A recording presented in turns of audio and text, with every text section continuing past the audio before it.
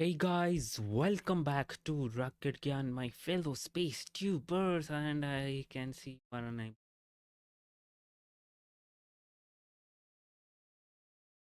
Uh, I've been facing this issue only. I was trying to correct. Fine.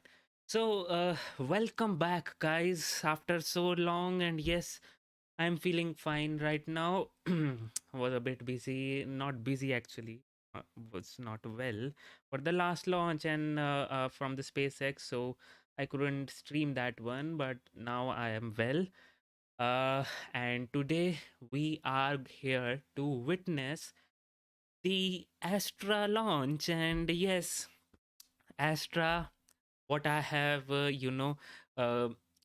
given this thing, this title to this rocket as a naughty boy, because every time it launches, something happens, no matter if it is a good shot or it is a bad one.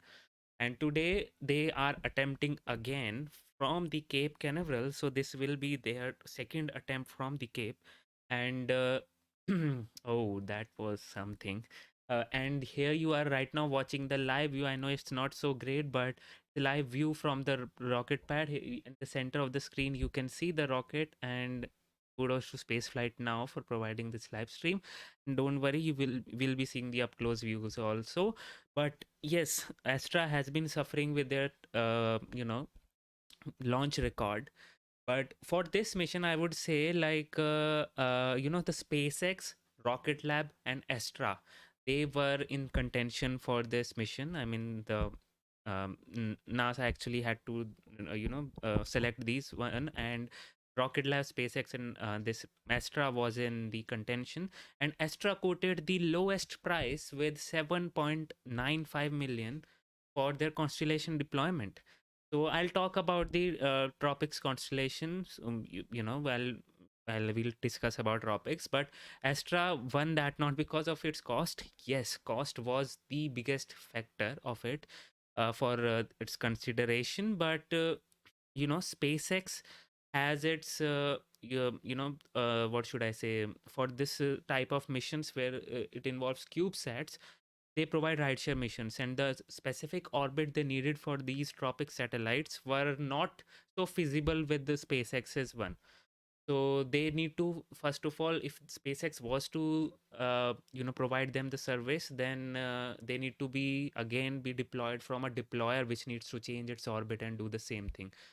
So yes, and let me say this: the SpaceX was the next one, because at 7.95, Astra quoted that price. After that, just some thousand, some money, some cost ahead, it was SpaceX. And after that, there was a huge difference in the cost when it came to Rocket Lab. So Rocket Lab indeed was the costliest of all, and it is the case because their their cost per launch is $7 million. So yes, that was a thing. And they, in the end, they selected Astra because what they wanted was, they had these two minds, whether to select Rocket Lab or to select Astra. But then they did all the analysis, and the technical capability and technical advantage of Rocket Lab is not surpassing its cost. So value for money factor was there, and hence they chose Astra. So this is a big Kickstarter for Astra. They got their funding, they got their things, and now they have to have this rocket up and flying. We know what happened last time, so yes, we will be seeing if it if it if it goes as per the plan this time. So welcome back to the stream, and welcome you all. I forgot to welcome you. So Moonman for welcome to the streams. Jason Fisher, welcome. Space Exploration, welcome. How are you all? Fly in the Bug, welcome to the stream. And yes, we are around 48 minutes from the launch. Everything is looking going good, but yeah, we'll talk about the weather also. Weather is not so good starting of the window, but it as the window progresses, it is looking good.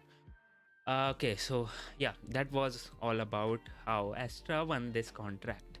So we cheapen, just remember though, cheaper isn't always better. Yes, as I said, Jason, it's not always better, but the cost effectiveness of what Rocket Lab was giving and what this thing this Astra was giving, the a technical advantage was way more, was not more than its cost. So that was one thing. And regarding SpaceX could have been an option, so that's not a problem, but there was some uh, FAA issue with it. When I read the report, there was some licensing issue and they need this constellation up and running by July 31. So they couldn't risk that, and that's why they didn't go for SpaceX. So that was also one of the biggest issue. I don't know, couldn't read properly what was the licensing issue with it, but there was some licensing issue. So yeah. Okay, now let's move on to the specifics of this mission. Yes, I hope you can troubling me this time. No worries, I'll try to correct it. Oh, yeah. So here we have the Astra Rocket 3.3 in front of your screen, and this is how it looks like. It looks like a tin rocket, just like a starship, but that's not steel, that's actually aluminum. And it's a very small rocket. When I talk about this constellation total weight, I'll tell you why it's a very small rocket and very apt for this type of use case. Basically, the use case was very strong for this one. The tropics use case, everything which tropics needed was being fulfilled by Astra at a very low cost. So that was one thing. Yeah, so this is a two-stage rocket in front of you, and if I go here, you can see it properly also how it will look like. Let me, yep. So here you can see it's a two-stage rocket. The first stage has 7 engines running on RP1 and LOX as its fuel.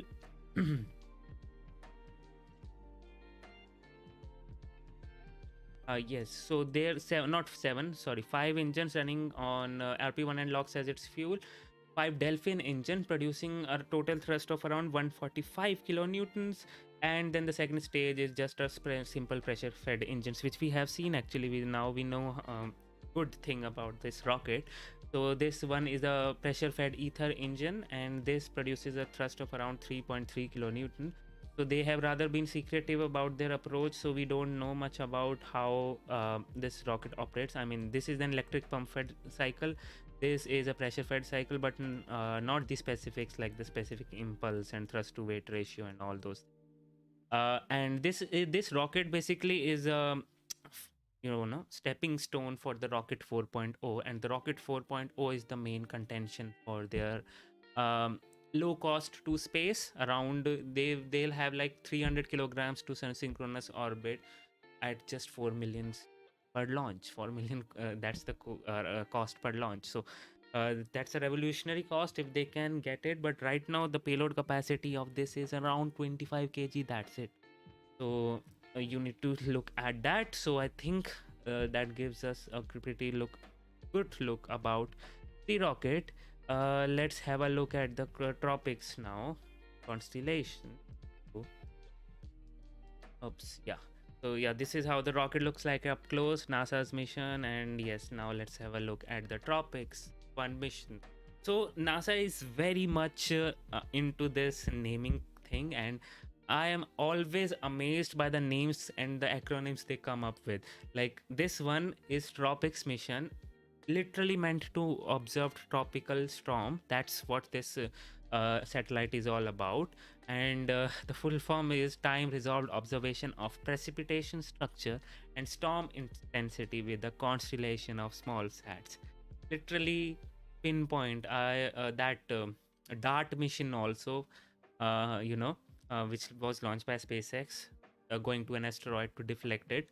That is also such a good name. So NASA name, when it comes to naming convention, NASA just hits the bullseye always.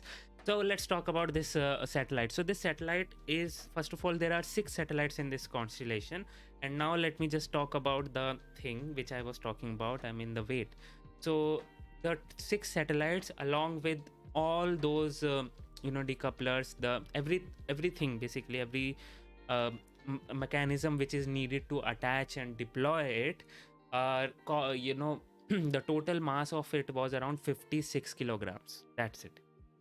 And they need around 6 satellites in 3 different orbits, or in 3 different planes, basically, not orbits. So uh, what that means is 2 satellites in one plane, and then yeah, so 2 in each plane.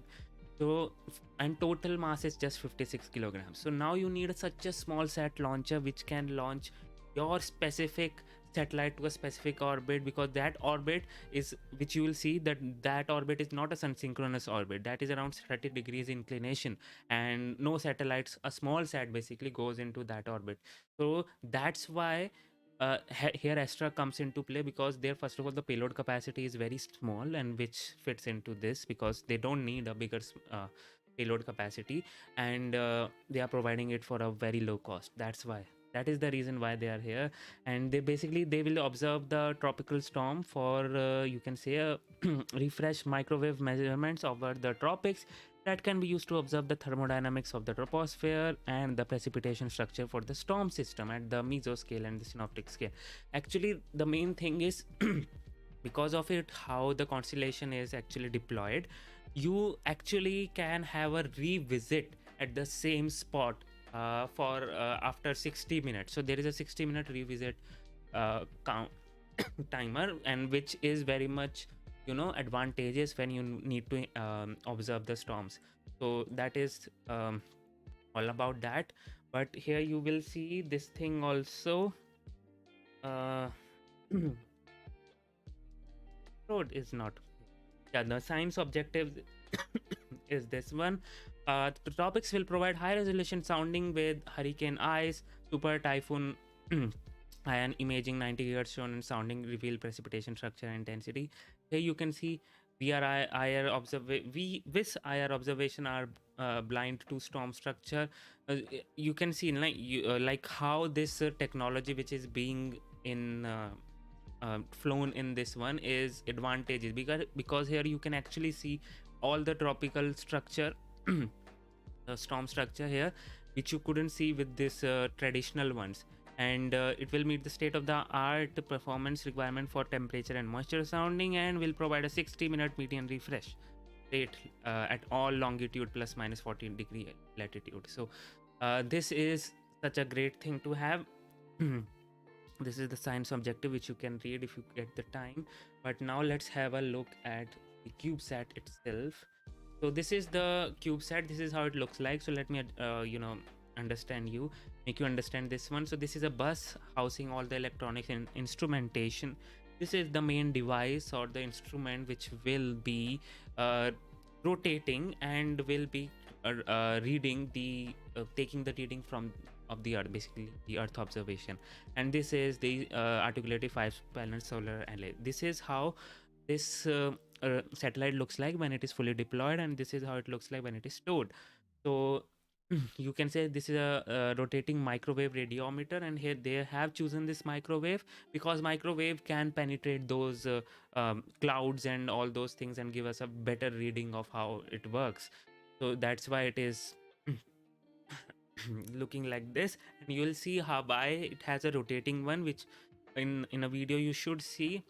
And if you can't, I have seen why there is a rotating one, and I don't know whether I have attached that video or not, but I'll and make you understand, so don't worry about it.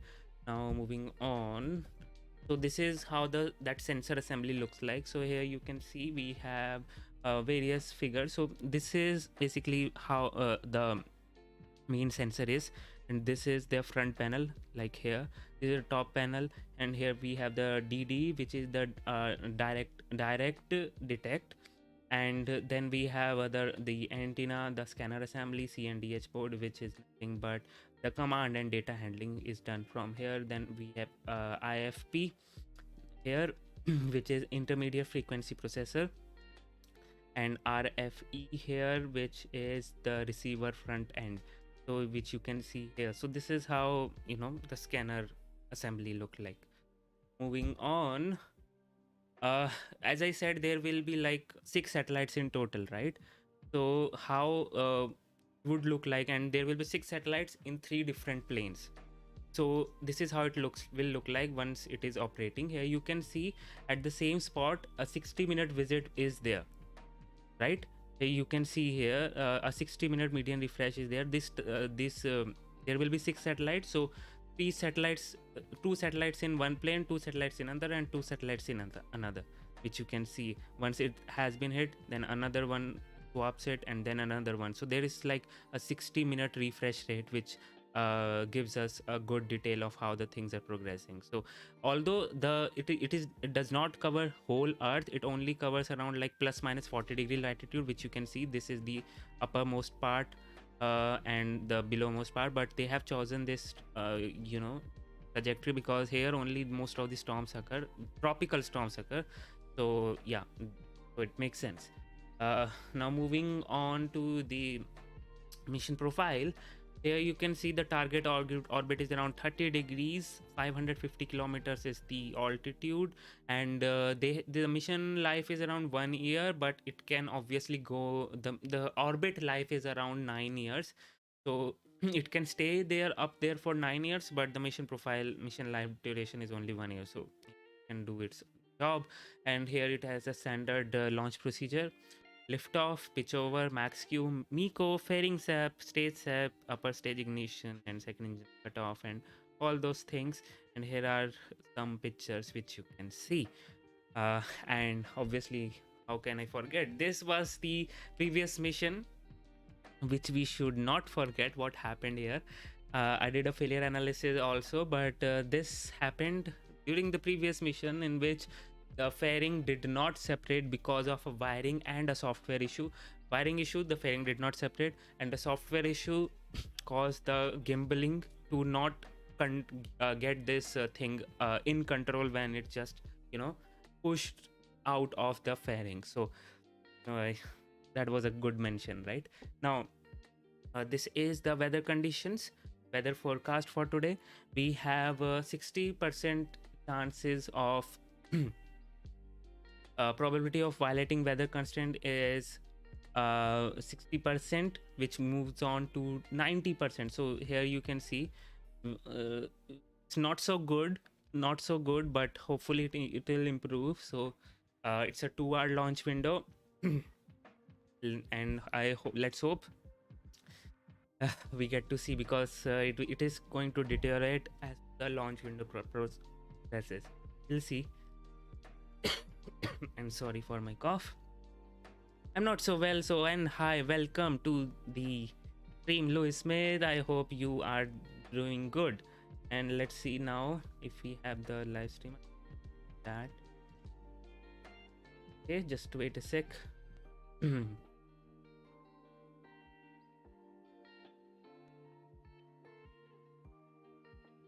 Still waiting. Okay, no worries.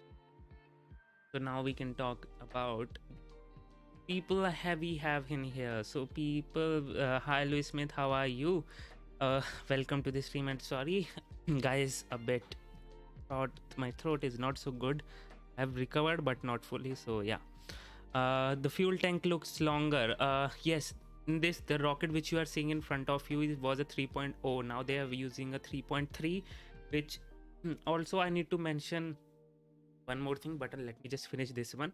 So rocket 3.3 has an increased fuel in this first stage, so that's that. But the rocket 4.0 will have an increased fuel, hopefully in the second stage. So the second stage will not be inside this fairing, and the second stage will be a proper engine, not a pressure fed engine. Hopefully that's what I am hoping for, because now they are aiming for a 300 kilogram payload, and that can't be achieved with a pressure fed engine. A small pressure fed engine which can be housed in a fairing. So that's that. We have people watching in from USA, India, Brazil, okay, Japan, that's great, Australia too, how can I forget. Namaste, Mars 2028, how are you?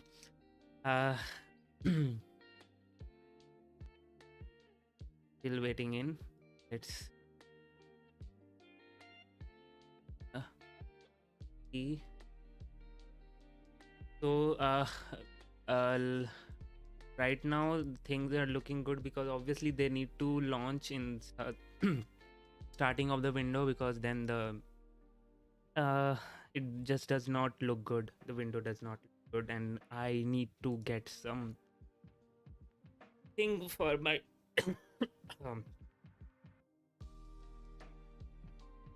you guys just be back.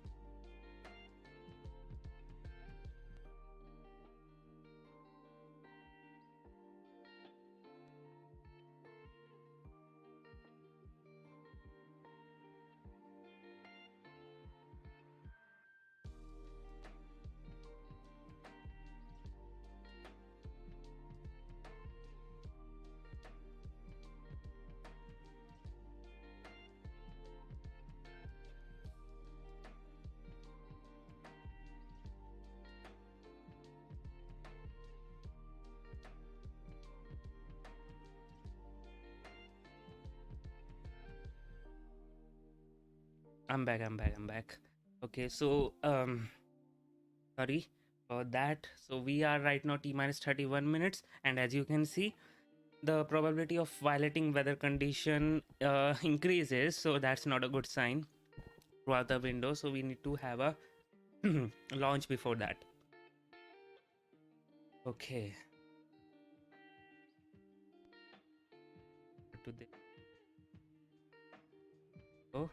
good view at how the things look like right now at the Cape.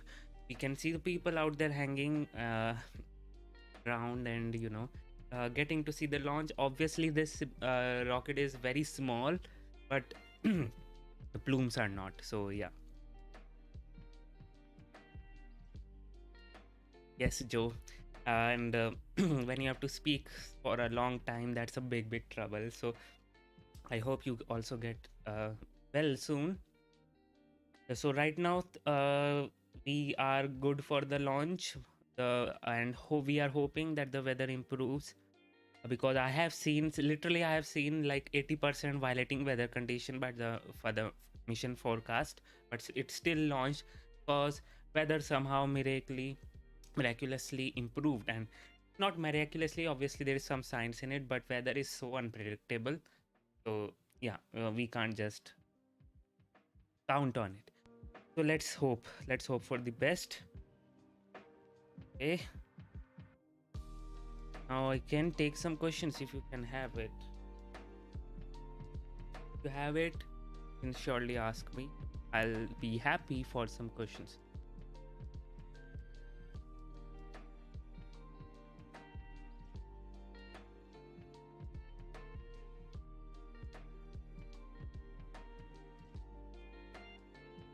And guys, if you are tuning in, let me just tell you, this will be a carrying two CubeSats to the 30-degree orbit, and those two CubeSats would weigh around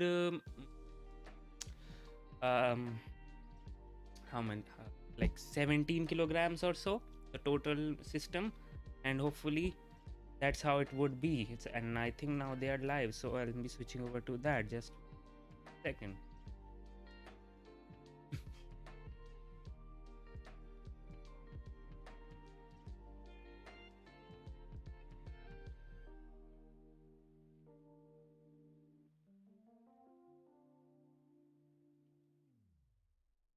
In Alameda, California.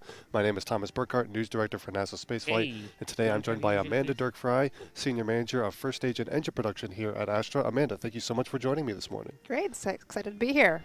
Astra and NASA Spaceflight are once again partnering to bring you today's webcast, so thank you to Astra for helping make this all happen.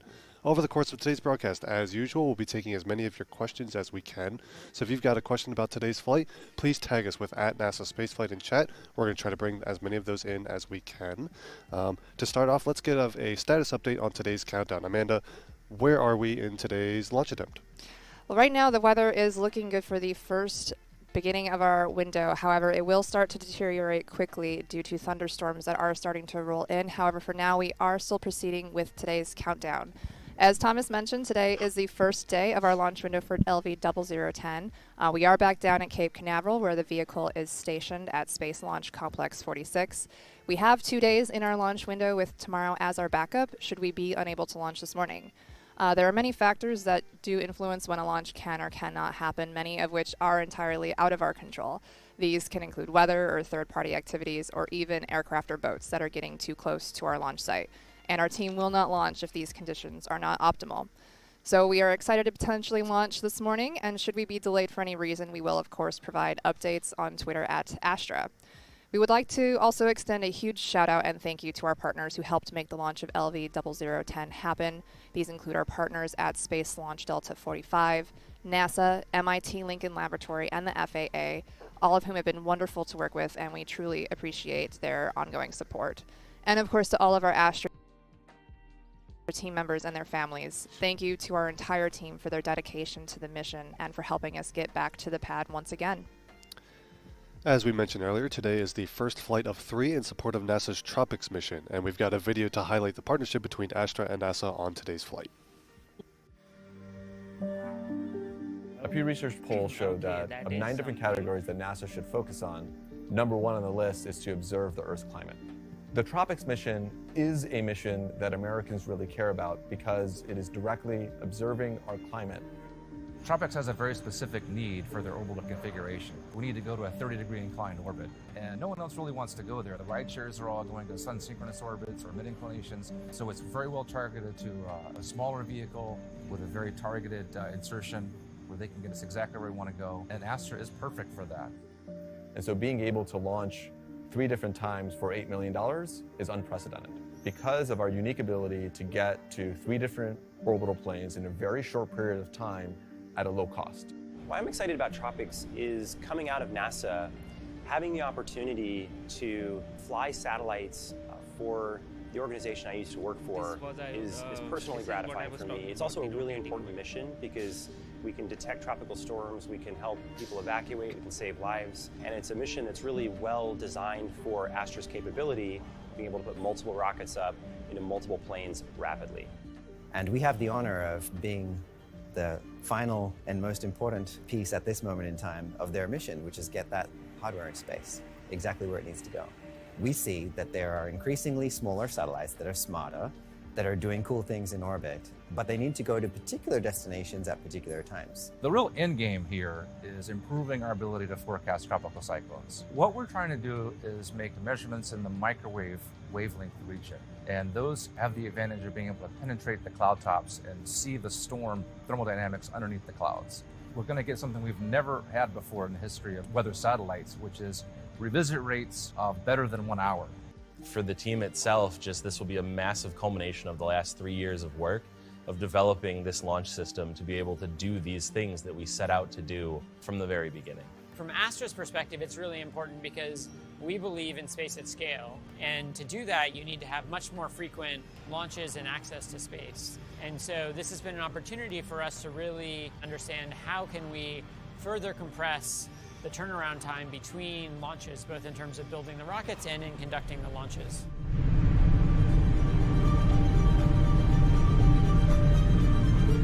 What this milestone means for us is delivering a really important mission for our customer, but also demonstrating a capability that others can leverage in the future.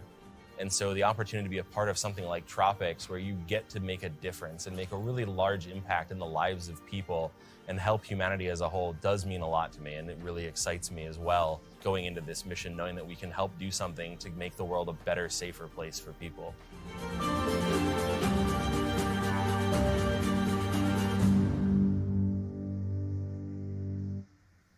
So that that's that.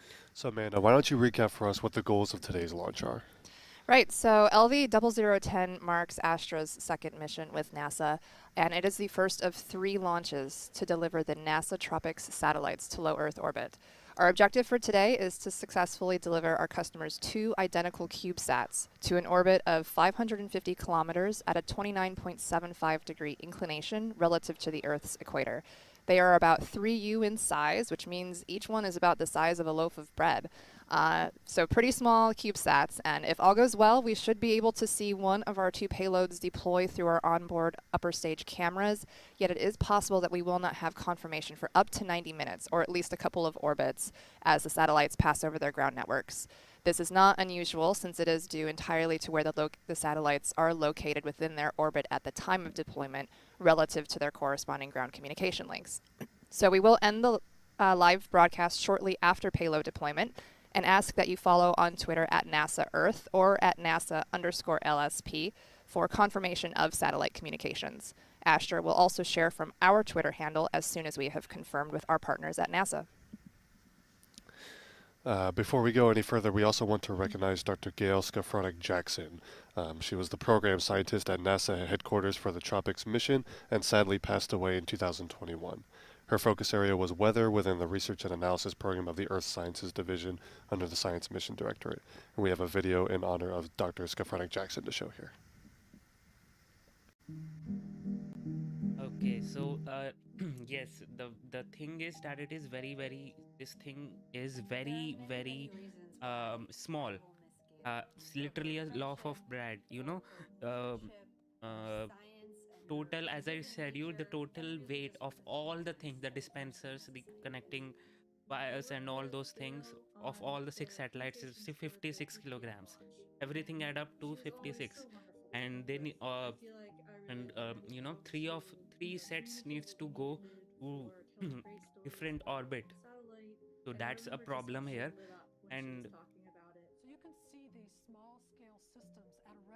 And that's why Astra comes into play, because it provides a very cost efficient $8 million launch for all the 3 launches. So there will be like 3 launches, 2 right now, and then 2 satellites right now in this mission, 2 in another and 2 in another.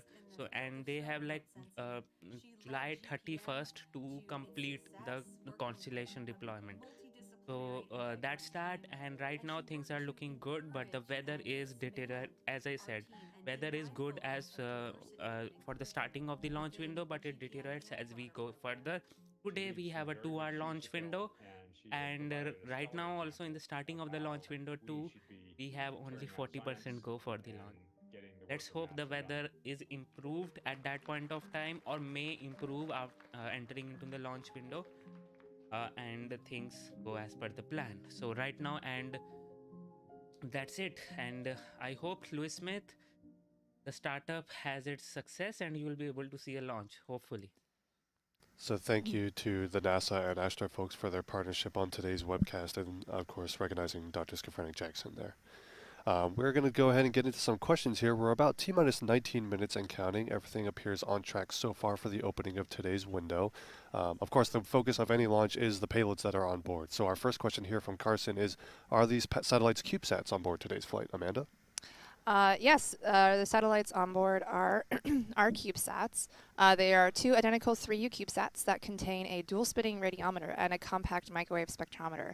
The purpose of these are to penetrate through the cloud layer of developing or active storm fronts and provide near-hourly imagery of a storm's progression, including data on precipitation, temperature, and humidity.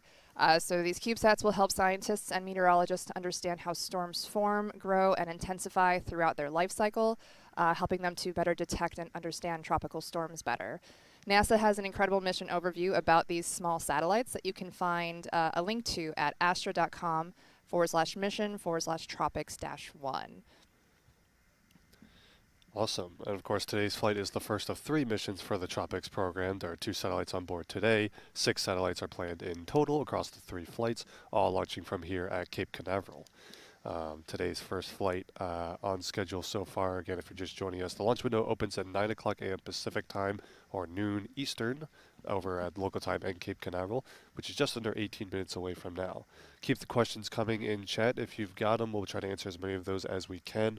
One of the questions we're seeing in chat here is, where is Carolina today? Of course, we've seen Amanda on the coverage before. We've definitely interviewed here before, but first time hosting, so congratulations, Amanda. Thank you. I do believe we do know where Carolina is today, though. Yes, yes. So she's not here for a very great reason today. So Carolina.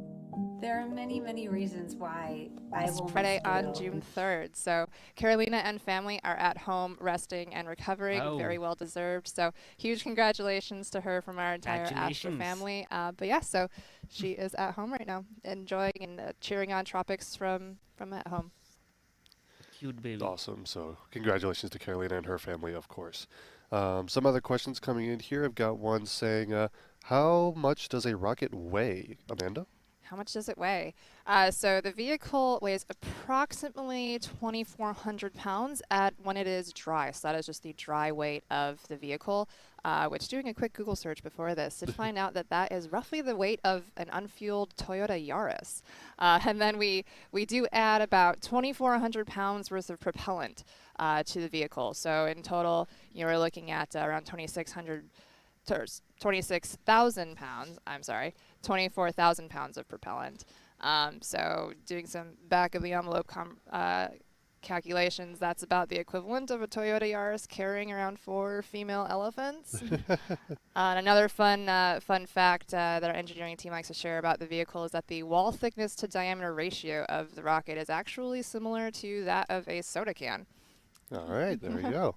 Thank you to Judah for submitting that question to us here. Let's see. So again, 15 minutes to go here. Everything on track so far. We'll keep some questions coming.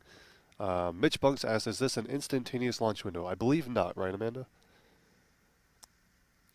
We have a 2-hour launch window, I believe, today? Yeah, today's launch window is 2 hours. As we mentioned at the beginning, there is a small window at the beginning where the weather does look favorable. However, there are thunderstorms that are rolling in, so the weather will continue to quickly deteriorate as we move into our window this morning.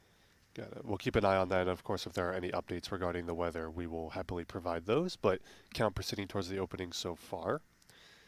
Let's see, some other questions here. We talked about earlier, Brett asking what direction is this launch going. So today's target orbit is a 29-degree inclination just about, which is pretty much due east from Cape Canaveral. We actually saw a graphic earlier showing the launch trajectory zones it's going being launched from Cape, because you need to go at equatorial angle, acute angle, and not a polar angle, and that's why it is launching from Cape. Otherwise, it would have launched from Kodiak, Alaska, where Astra also launches, where that's more favorable for polar launches or sun-synchronous launches. And also they have acquired one launch site in UK. So Lewis Smith, you may see Astra launching from UK too, because they have acquired one launch site there. Minutes, so we're going to go ahead and look for some more information on that. We'll provide an update as soon as we have it. So we have right now people 15. Okay, so we are T-minus 15 minutes and holding. As we can see right now that the timer has been stopped, which means we are on hold, and that does not look good, because as I said, and as they said, we only have a good launch window for around,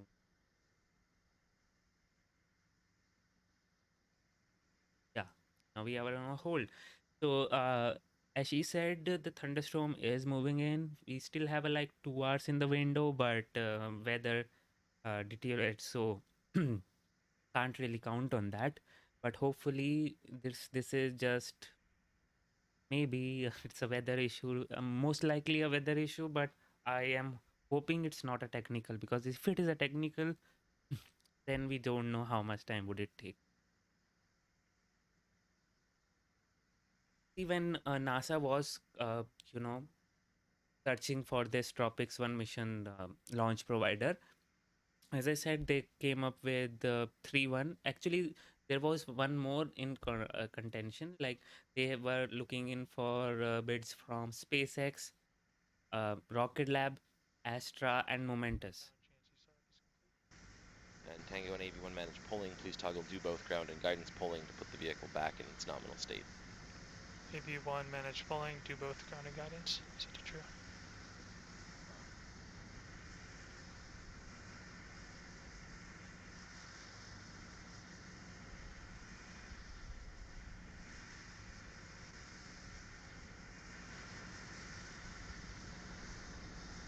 Okay. So yeah, as I was saying that they went in for these thing. Momentus also. Momentus is more like a space subsystem provider. So it's more like, you know, in space propulsion. So not really looked into that, but SpaceX and Rocket Lab. So the regarding the pricing, Astra was the cheapest. Then the SpaceX came, which was just, you know, First step 69, Delphin. Can you confirm that the Delphin system looks ready for launch? just a few bucks more, and then the Rocket Lab was like Delphin way more confirms. Good for launch. good for launch. So okay, Step 70, Orbit. Can you confirm the Ether is ready for launch? Ether's ready for launch. Tango in machine Aux1 ISO control, set high pressure target to 90 psi. Aux1 ISO control, high pressure target, 90, enter.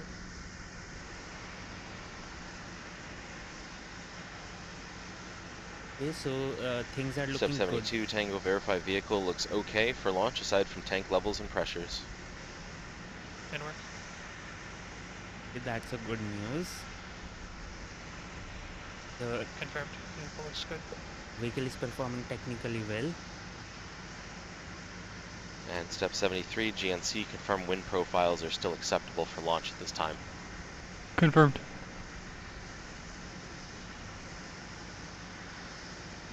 Okay, this takes us to our water test, step 74.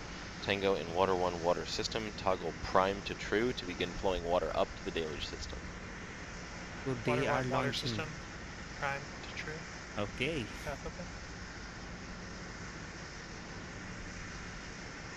Now you can see a much more venting which is coming out of the not from the actual rocket but from the vents in the support equipment and from the bottom of the rocket also. And when it comes from the bottom, So we'll while know. teams are working to resolve this hold at T-minus 15 minutes, and again, we'll provide updates as soon as we have them, we do have a couple more questions coming in. So let's start with this one from Don, which asks, what is the thrust of this rocket, Amanda?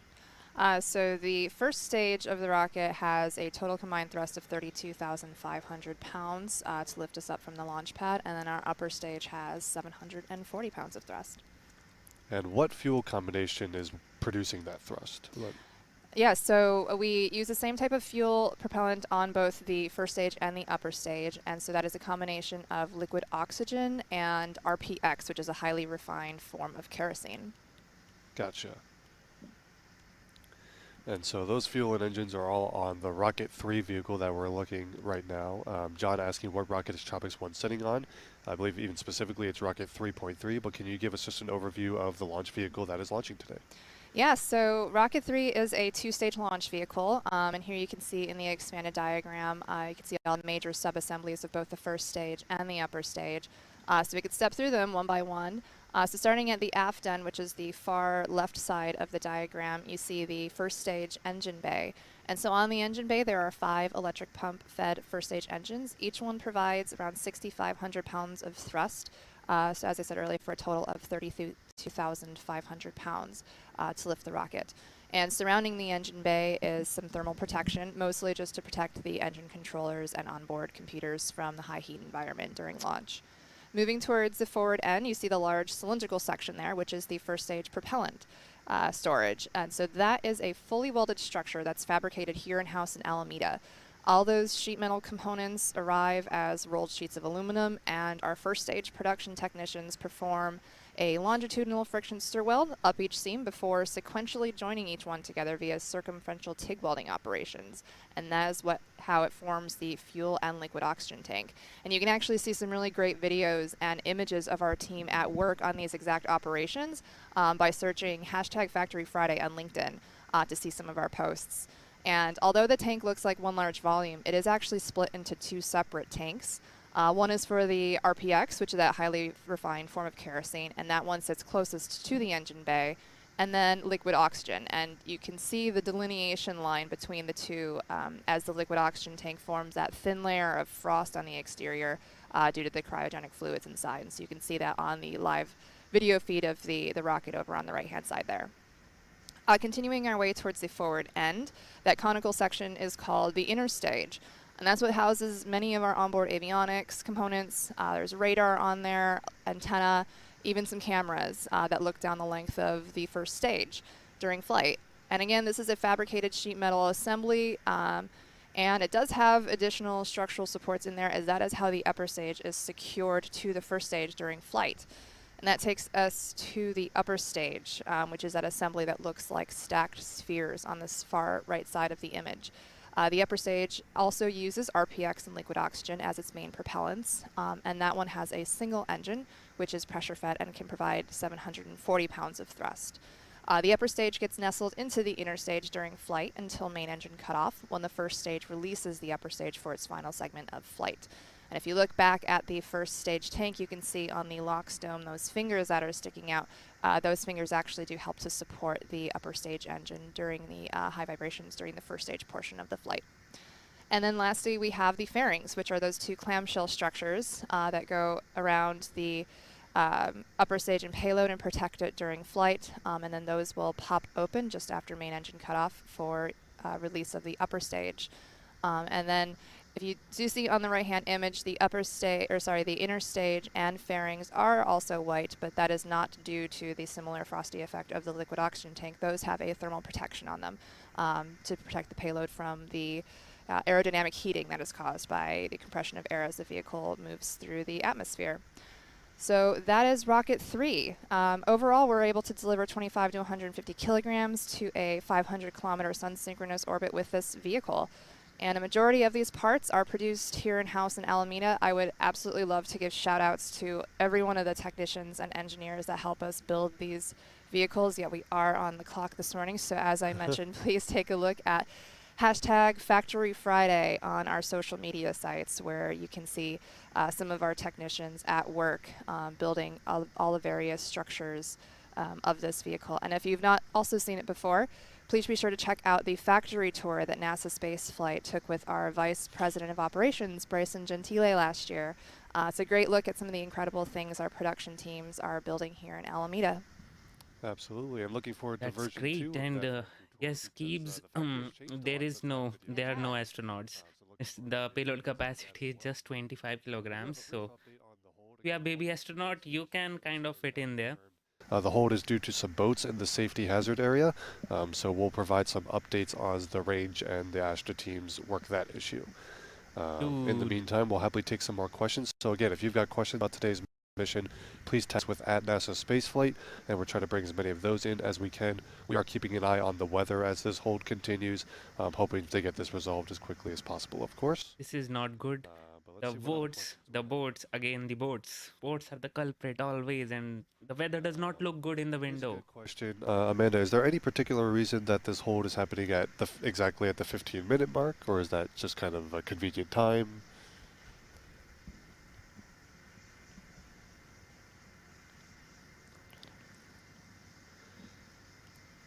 No particular reason. We'll keep providing some more updates as we have them. But again, if you have any questions, please tag @NASA Spaceflight in chat. In the meantime, let's go ahead and listen into the pad microphones as the teams work this issue. And again, we're going to wait for another update as we have them.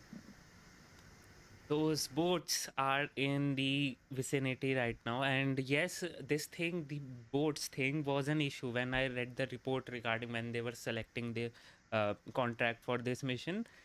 The primary concern for Astra was the boats only, the range conflict.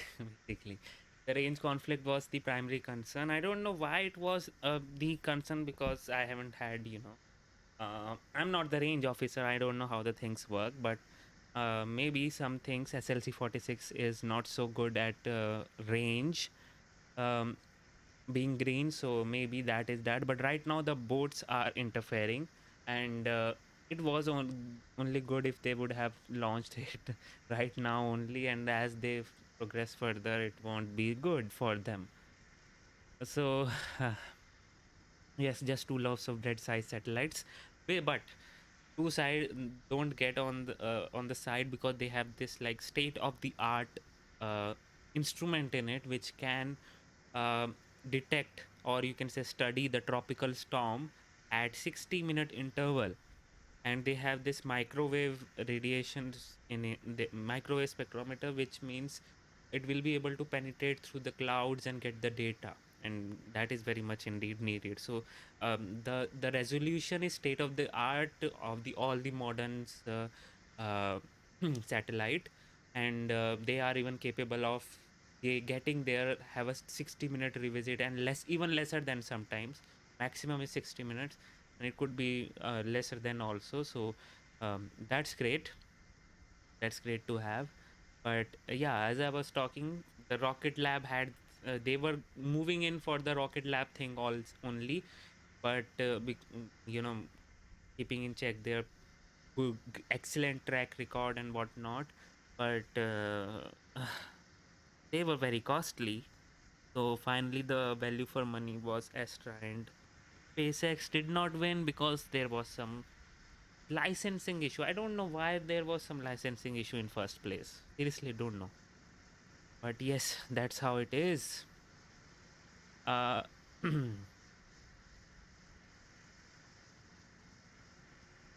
You would think Coast Guard. Actually, you know what happens is sometimes you don't. Coast Guards are there obviously, but how many Coast Guards would you deploy to keep them all off? And they right now, obviously, if there is a range violation, the Coast Guard would be there and getting them out from their the location. But still, if it is a busy area, and I don't know if it is, but I'm hoping it is. The Cape would be a busy area. So yeah. T0 is 1612 UTC. Okay, we are Step clear. 80 Tango in AB1 managed power systems. Toggle ground power system authority to true. Ground power system authority true. In AB1 managed polling, toggle do both ground and guidance polling to true. Do both ground and guidance true. GNC, do you require an additional self-test at this time? Yes, please. In VB1 turn on off PDBs, Tango, please toggle GNC self-test to true. GNC call out upon completion. We'll go. GNC self-test started. The hold is over and we have a new T0, and I'll update the timer also. With that, there you go, and the new T0 at, what was the new T0? Get a good guess.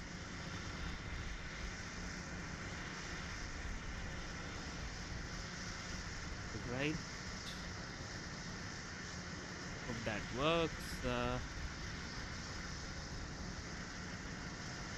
Yeah, it works. Okay. GNC self-test passed. Copy. FTS, can you confirm that the FTS is still enabled?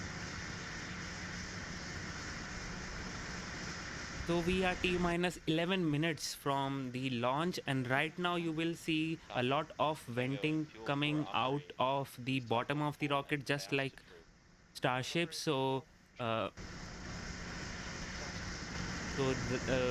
is when you realize, yes, now they are actually proceeding towards the closer to the launch. The venting is coming from the rocket as well as from the... just heard, we have a new T0. The countdown has resumed. Just under 11 minutes to go. The new T0 is 9:12 a.m. Pacific time or 12:12 p.m. Eastern time, 1612 UTC. The range has cleared that boat in the hazard area, and everything now on track for launch in just under 11 minutes. So we should be now coming up on the go, no-go poll for today's flight. So let's go ahead and listen into the countdown as the teams work through the final 10 minutes of the count. Currently not in idle. Please set to idle. Setting to idle. So they are really going for it. That's good. Idle. Please set fuel 4 operate to idle. Or sorry, stand by on that one. Please make sure pump battery 2, manage pump battery charge is in idle. So finally, guys, under 10 minutes, things are looking good. And if you are just joining in, don't know what this mission is all about, what is the rocket and everything, just rewind back the stream to the starting. I have explained everything that you need to know. This is what I do on this channel. And let me just, recap it also. So this is ASTRA Rocket 3.3, which is a two-stage rocket. And this is carrying 2 CubeSats to space. Those 2 CubeSats does not weigh too much, around 17 kilograms, that's it. And their main purpose is to study the tropical storm with just a 60-minute interval. So this is one of those launch, because there will be 3 launches in total, and 6 satellites will be deployed for the constellation. Once the constellation is complete, tropical storms could be observed in a much better way at a 60-minute time interval. So that's the main purpose. And now Tango in 0, machine activator, toggle launch machines to true. 0 machine activator, launch machines to true. And I am very amazed that they are actually moving in. Actually, I'm not amazed, because I have seen this before also. Like, it was an 80% no go for the launch, but then they just launched it and everything went fine, because the weather is so unpredictable. So they have this a very small window wherein the things are good. So that's great. And I'm very hopeful that this would launch at the time which we are seeing, T-8 minutes. And let's see. This is, let me just repeat you. This is a very naughty rocket. That's what I have given this rocket a title, a naughty boy. So go look out for things. Go. FAO. FAO is go. CDH. CDH is go. Tango. Tango is go. Astra safety. Safety is go. Flight is also go. Okay. Tango, verify that the vehicle still looks ready for launch aside from tank press and final topping. Confirmed. LCCs are met. So we are final go for the launch. That's great. And those tank pressure and all those things just get released at very few minutes before the launch. So that's normal. Yep, it's a naughty rocket, Alvaro. That's how I have the naughty boy of all. He has shown she has naughty boy, so he has shown us all the great maneuvers. For today's launch attempt, under 7 minutes to which go. we Really haven't quick, seen in let's go live. ahead and preview what we're expecting to see in just under 7 minutes. Amanda? Yeah, so at T-0, the first stage engines will fire at the full 32,500 pound thrust to start LV0010's journey towards space. Just 6 seconds into the flight, the onboard guidance will start to pitch the vehicle over towards its orbital trajectory. And just over 1 minute into flight is where the vehicle will reach max Q. This is a really important milestone that tests the structural integrity of the first stage body during flight. It is the period of maximum aerodynamic load on the vehicle. At the 3 minute mark, we will have reached main engine cutoff, or MECO as it will be called out, which is where the first stage engines will receive the command to shut down, allowing the vehicle to briefly coast before stage separation. From there, we have a series of 3 closely timed events. The fairings will pop open and fall away from the vehicle, immediately followed by stage separation, which is when the first stage releases the upper stage into atmosphere and concludes the first stage milestones for the flight. And just around 3 minutes 15 seconds, the upper stage engine will ignite and be on its way to delivering our customer's payload to orbit. After a roughly 5 minute flight, the upper stage will receive the command to shut down its engine, followed by payload deployment. As we mentioned earlier, we are hoping to see one of the 2 payloads being deployed through the upper stage onboard cameras. However, it is possible that it can take up to 90 minutes or a couple of orbits of the satellites in order to have this confirmed. And that is entirely foreseen. This is due to the nature of the ground links relative to the satellite's location in orbit once the deployment occurs. So we will be ending the live stream broadcast as soon as deployment happens, and likely before the satellite communication has been confirmed. But please remember to follow NASA's Twitter handle at NASA Earth for confirmation once the satellite communication has been received. And we will also provide an update on our handle at Astra when we have confirmed with our NASA partners. Awesome. And at T-minus 5 minutes and counting, we also should quickly just acknowledge that the new mission control look, which may have looked different from last time. Amanda, you want to talk a little bit about why mission control here in Alameda looks a little different today? Yeah, so our mission control has gotten an upgrade. A lot of that is trying to improve our operational efficiency and streamline our processes. It used to take 6+ team members, and now we've gotten that down to our 4 key team members in the mission control pod. And these pods are portable as well, so we can perform mission control from anywhere that we need to. That's awesome. Pod. That's great.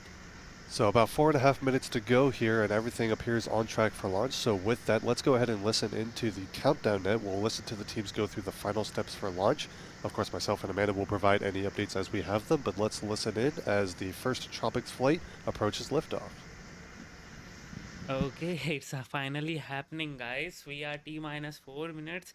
Everything is looking go for the launch, and finally, under 4 minutes, we'll see this naughty boy go up into the sky and beyond. And hopefully, this time, he does not do any shenanigans and delivers the payload to the desired orbit. So, hoping for that. Right now things are good, looking good, and we are go for the launch. Verify range is recording telemetry at this time. Telemetry recorders are running. Copy, thank you. And reminder to control room, if you require RF data, be prepared to switch over your pages at liftoff. Nope, Moon 14, we have 3 in use right now. The Soyuz, Crew Dragon, Starliner also would become, and then the Shenzhou from China.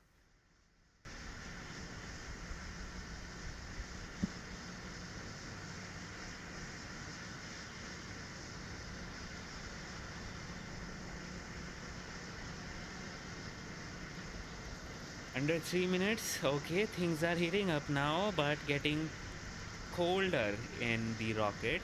It will get heated up just before the liftoff.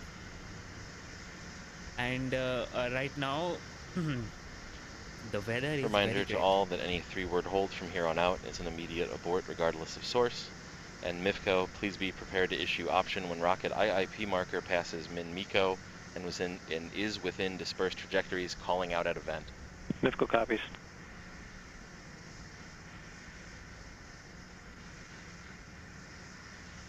ACE, start PSD recordings and downrange ground station recordings at this time.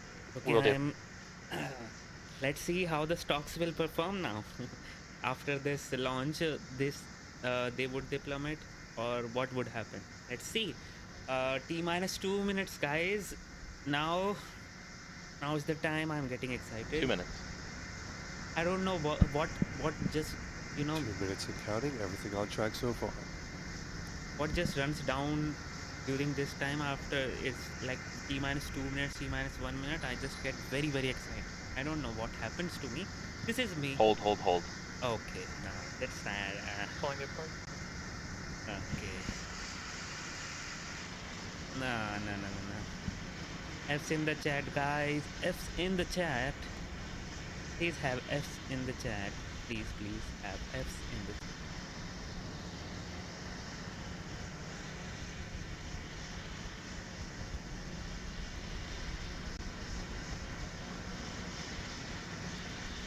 Oh, okay, we are moving in.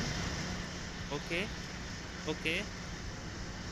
I don't know why they are running in the timer if they are. Okay, T-minus 1 minute. But I heard F, hold. But they are moving in, okay. No, they are not. Fine. They have removed the timer. That's what I thought. Okay, so as you may have just heard, a hold was called on the countdown net, so we're going to stand by for another update to see what the issue the teams may be working is. We'll provide that update as soon as we have it, but again, the count has entered a hold. And the stocks would have, you know what would have happened to the stocks now just because of this. People don't understand how the rocket industry works. They don't understand. Hold on, the naughty boy, yes. So there was a hold at T-minus 30, actually not at 31 seconds, but yeah, there was a hold at around under 2 minutes. And we are right now, when the hold happens this near to the countdown, that would mean that there is a need to recycle and abort the countdown. uh, so they can't, resume from that point of time, and there is a reason for that, because there are so many things going on in the rocket, that first of all you need to, uh, resolve that issue, and at that point of time the rocket is fully fueled, I mean, like, to the neck, to the brim. Okay. And then they need to release that pressure and that all that thing, because obviously liquid oxygen can't stay in there as in liquid state. So they need to recycle it at around like t minus 15 minute or something like that, so that they will decide, the mission control team decide exactly at what point they need to recycle from, and then do all the procedures once again. There are so many things: the tank pressure, the engine readiness, and the internal powers, switch to internal powers and all those things. So um, those are the things here, but we are still waiting in for the confirm, not the confirmation but the update, as in what caused the hold. But this was I don't think so this was because of any weather issue. This may be because of some technical issue, because weather issue would have been called long ago. Let's see. Although let's see what happens today, because we still have a time for today, because it was a 2-hour launch window, so we still have so much time left. It's just the starting of the window, but the weather does not support us. The thunderstorm moves in, and we won't be looking good for the weather. And we can see also in the screen right now, the weather, the cloudiness has started to appear. So I don't know. Let's see. Hey JJ, welcome to the stream. JJ, you can actually use those stickers also. If you are a member, guys, when I say F, you can use the stickers also, member only stickers. I have made one F sticker which you can use. So yeah.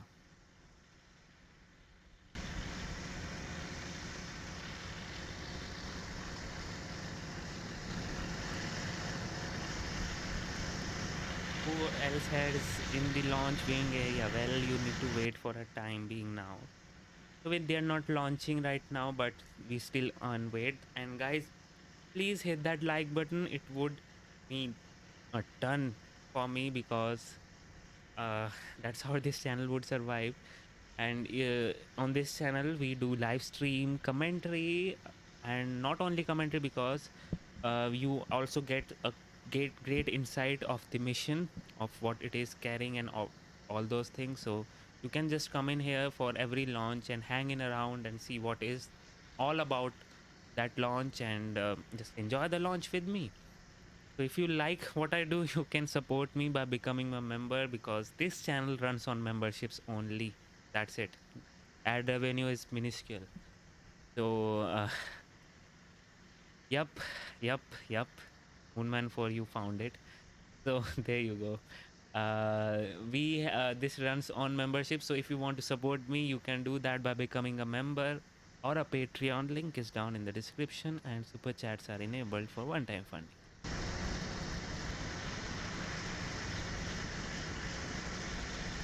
Louis Smith, Patreons have a different membership tier, I mean the thing, so that is not reflected in YouTube yet. That's why you're unable to see those emojis.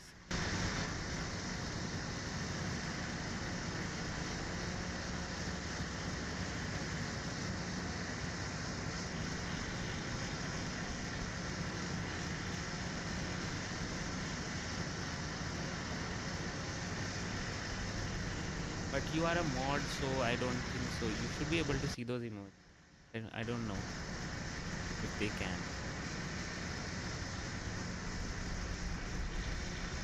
The rocket is loader and no-go. Rocket is loaded, yes it is, but the tank is not fully pressed right now. And there is a no-go because of things we don't know right now. We are still waiting for the official confirmation, but we can see those clouds moving in this direction. which does not look good. So yeah, we have many Russian friends also in here. So yes, that is also a thing.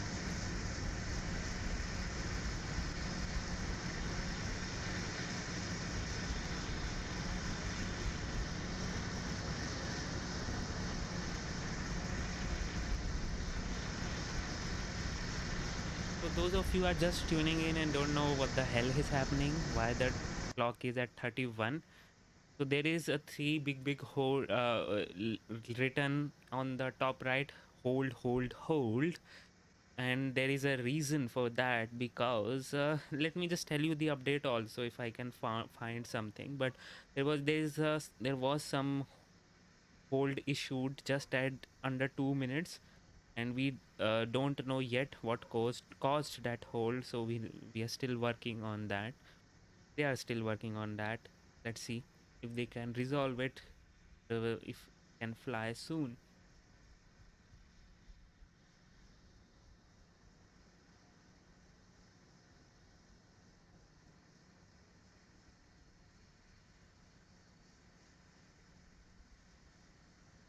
We still are awaiting the conditions for the hold, as in what have caused the hold. It was we can see a boat also now. Wow,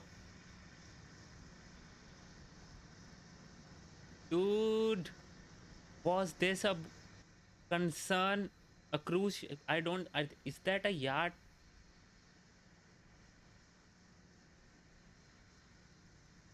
A cruise boat? This has got to be, it's got to be kidding me, dude. If this is a boat issue, range issue, yes, this can be a issue. This can be a issue for the delay, Richard. And we can see it moving now away. This is a cruise boat, dude. Cruise ship, yeah. This is not good at all. I mean, see, this was a concern for NASA. This reason is a very busy reason for boats and ships and whatnot. So this boat, this ship, whatever the hell that is, might have caused the issue for the range. And yes, there are no terms, but I don't know why people don't read it there. But yes. You can see right now that boat should not have been there. And We have an update for you. We are still let's see. holding to complete final locks conditioning, and so once that is complete, we will likely get a new T0 time shortly from mission control for you. Yeah, we'll keep the updates coming again as soon as we have them. Everyone holding at T-minus 31 seconds, expecting a recycle for a new T0 shortly. Also, in the meantime, while we wait for that recycle, we'll go ahead and take some more questions. First off, I'll just start with one off the screen. No, that cruise ship is not violating the range right now. That ship in the background is not within the protected launch corridor. It's beyond where the rocket plane trajectory is, so no worries there. But feel the need to adjust that since it's on screen. Fine. But otherwise, we've got some other questions to come in while we wait for this hold to clear. So let's start. And if you are wondering like why this cruise ship is not violating, because the rocket may not have been going in that direction. Rocket is not going in that direction. So that's why it is not violating. And obviously in this from this screen I can't see where it would be heading. So I can't see the directions. There is no compass. So it's not violating. No, that cruise ship is in its you know, limits. The reason for hold was LOX condition, some sort of LOX condition. So the vehicle is 43 feet in length, so it is able to fit into a standard 45-foot shipping container, which makes it very easy for portability to our various space ports. And our launch attempt today is countdown will be resuming soon. And so once that happens, our targeted orbit for this mission is to deliver the TROPICS-1 payloads to the 550-kilometer orbit at, again, that 29.75 orbital inclination relative to the equator. Gotcha.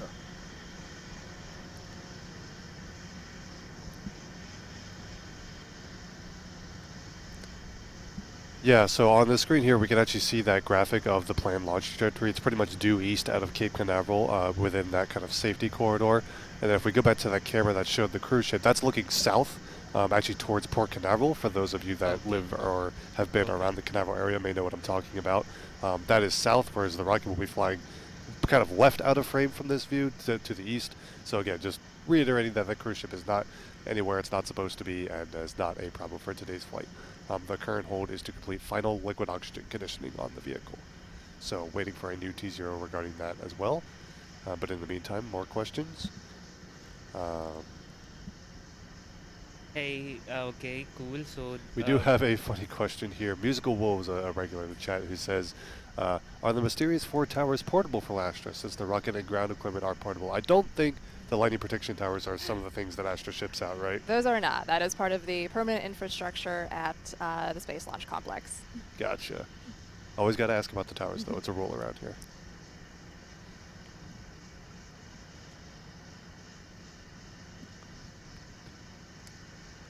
We do have a quick question here from Dag, who asks, when does the launch window close? Today's launch window extends until 2 p.m. Eastern Time, or 1800 UTC. So we're still pretty early in the launch window, and hoping for a quick recycle and a new T0 here shortly.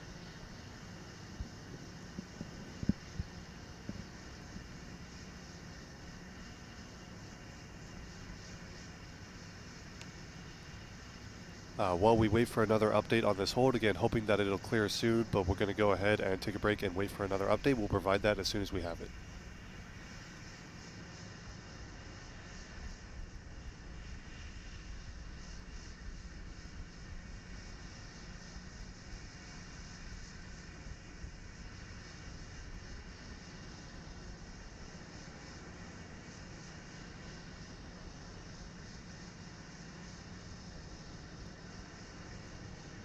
So actually the problem was with the LOX conditioning. So you must be wondering like what the hell is LOX conditioning? So this LOX conditioning has, this simply means there are some conditions regarding the LOX temperature which was not met. So now they are looking in for that issue. Maybe the liquid oxygen was not cold enough, or it was not being supplied properly, or being topped off, or when it went inside those turbo pumps. Not, I think, don't think so. They do that for this early, under 2 minutes, going in for the engine chill. Maybe I don't know how that works right now, but if that is the case, if it is regarding the engine chill, then there would be a problem. If it is just a top off issue, then they can work it out. So we'll have to wait and see. And if it's a temperature issue, and then I can't, and then I don't know what to say actually, because temperature is like being controlled not from the rocket but from the feed lines, the original source. We'll have to wait and see what exactly was the LOX condition. These are the things which I mentioned comes into that conditioning. So that's that. We'll have to wait and see. Most probably could be just a top off issue, which they can resolve in no time. So, but it's a rocket, and rocket is nothing but controlled explosion. You are literally exploding something controllably. So you need to have each and every control of each and every wire, each and every pump, each and every pipe. Nothing can go wrong. Not a single thing can go wrong. So they need to be double sure of everything. So we'll have to wait and see. Let's see what happens and what they get to, what they how they resolve it, because obviously they will not tell us how they'll resolve it, but we can obviously use the speculation and all those things, right? Let me see if we have any other update, as in regarding this hold. We know what caused it, but still, just see.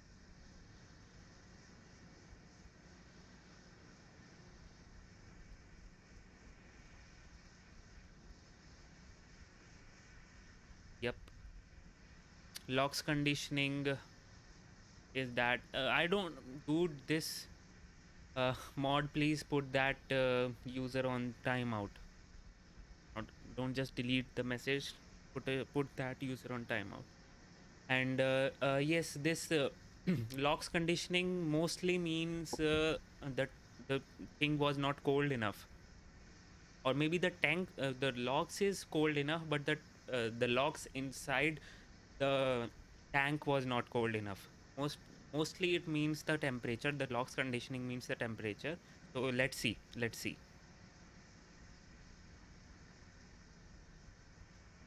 Because actually the temperature can be controlled by the ground supporting equipment, and if the ground supporting equipment is faulty, then obviously need to cancel the launch to look out there and see what is actually controlling the temperature out there. But if it is just a tank temperature issue, then that can be resolved by just defueling the tank and then refueling it with a fresh oxygen at a colder temperature. So yeah.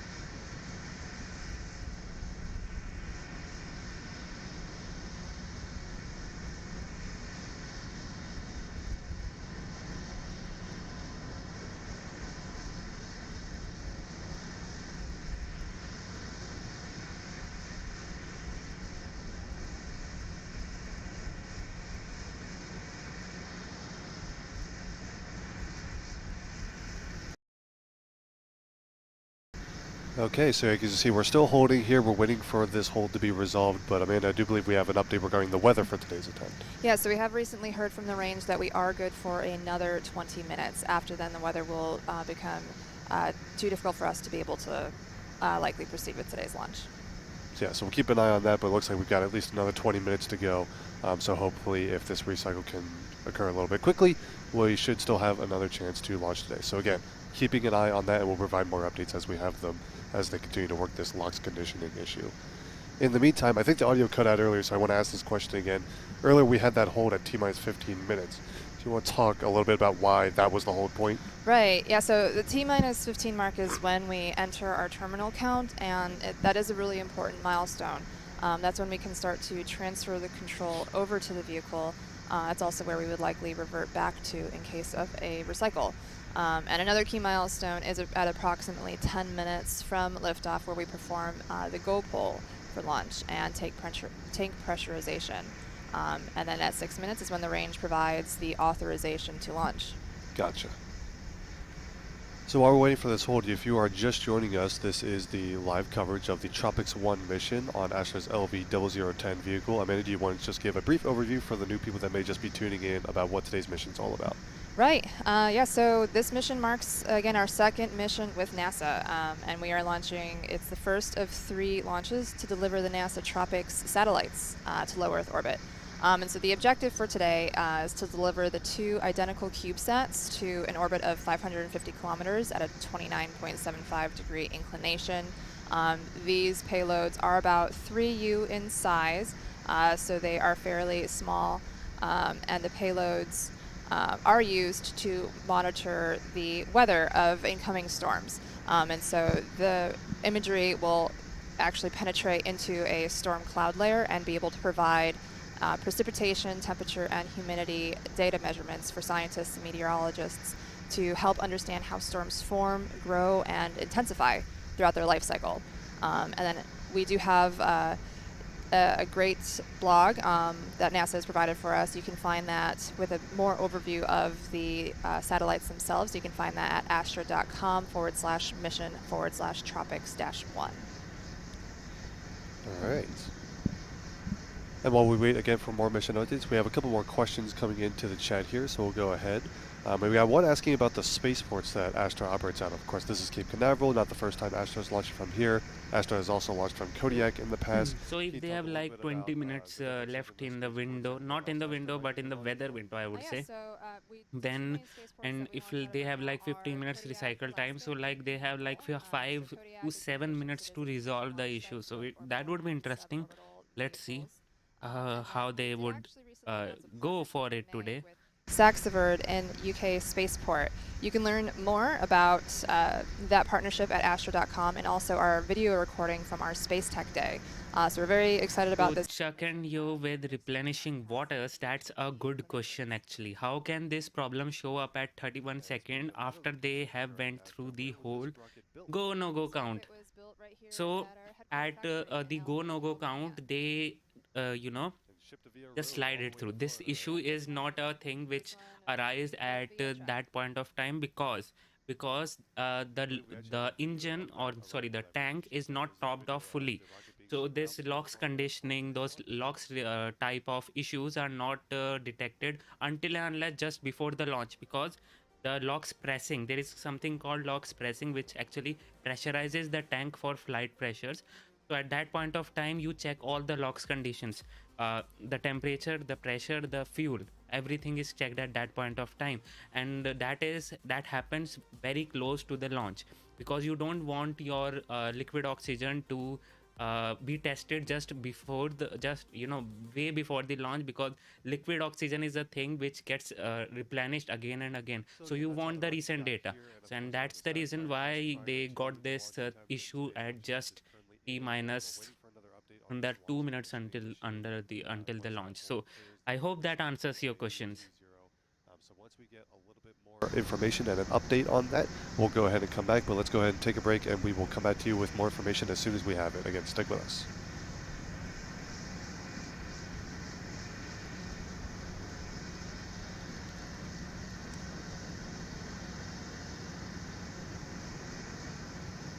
this logs condition, actually, if you have heard properly also, this logs thing was slidden through slide through also, because the mission control was saying that this logs thingy is let it slide through right now, and we'll see it again. And now they have seen it again and found that issue, but I don't think so they have like much time left, and they need to have that recycle time also. And they said like they are good for 20 more minutes, so still waiting in for that 20 minutes. I hope they will be able to launch in that window, but if they aren't, then that won't be good, because after that the weather deteriorates, and they have a backup launch window tomorrow, but that's the only one. Because let me just tell you why they are still pushing in hard for this launch, because they have 3 launches that they have to do before July 31st, and it's June 12 only. So they have to deploy their constellation which the customer demands, like the NASA constellation has to be deployed by July 31st, and they have 6 satellites. 2 of them are going in here, and 2 of them again will go in another launch, and then again to another, and they have to do all this by July 31st, and today is 12th June, so they don't have much time left, obviously. So they need to hurry up the launch window. That's why the launch window is huge, as well as the not the launch window depends on other thing, but I would say the backup launch window, we only have 1 day, because they need to do all the prep for the other missions also. So yeah, let's see how the things would look like, but obviously weather is not in our hands. So let's see.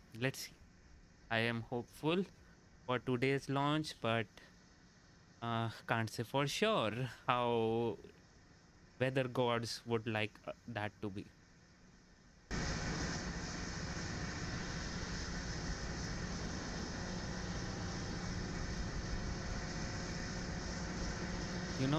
There is this meme going around in TikTok also, like, if there is no air in space, then how can fire sustain? People don't understand it, that literally rocket carries that oxygen up in space with it. The liquid oxygen is literally oxygen which it needs to carry for combustion, for burning of the fuel. So yes, that is the thing.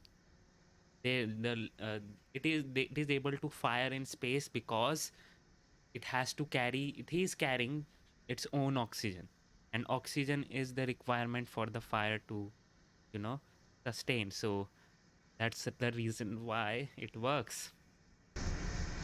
But that won't be the case with the nuclear engines and the ion engines. They work in a different scenario. And I won't go into specifics of that, but they don't really combust. They just throw the particles out once they have specified energy. So yeah, that's how they work, but they don't burn or combust. They are not combusting engines.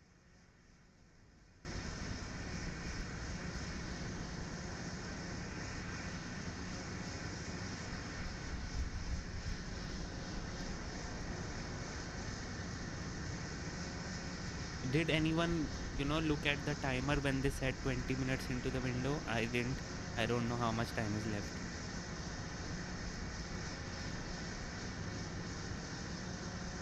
But like 5 to 7 minutes I think has passed.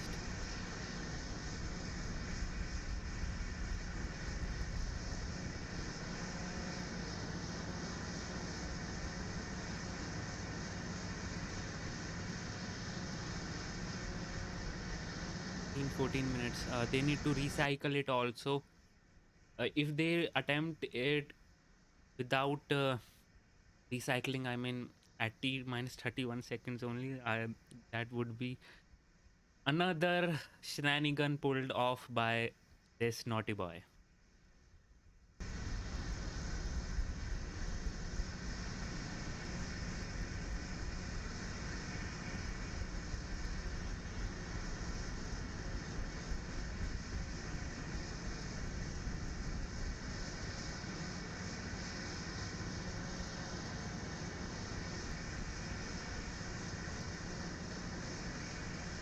Can't really say that yellow, what's that yellow pipe for? Could be an oxygen pipe or could be a fuel pipe or maybe just electrical wiring. Can't really say, but I don't think so. That is the fuel lines, maybe just the electrical wires. But that green line, which you can see, that's the liquid oxygen, because I think that's uh, that's the liquid oxygen line. I'm not so sure, but perfectly sure about it. But I'm applying some logic around there, and my logic suggests it can be a liquid oxygen pipe, that green one, but uh, that yellow one could just be electrical lines.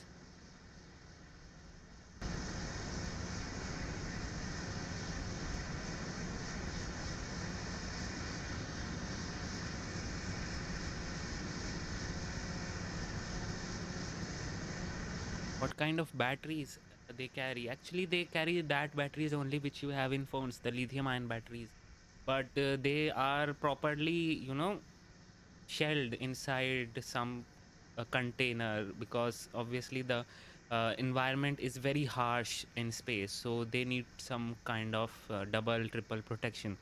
So there is protection which is applied, but the battery, internals looks quite similar lithium ion batteries which you have in phones. That's the most efficient battery which we have right now, actually. So oh, and we have the clouds coming in. Okay, that's the arrival of the demon.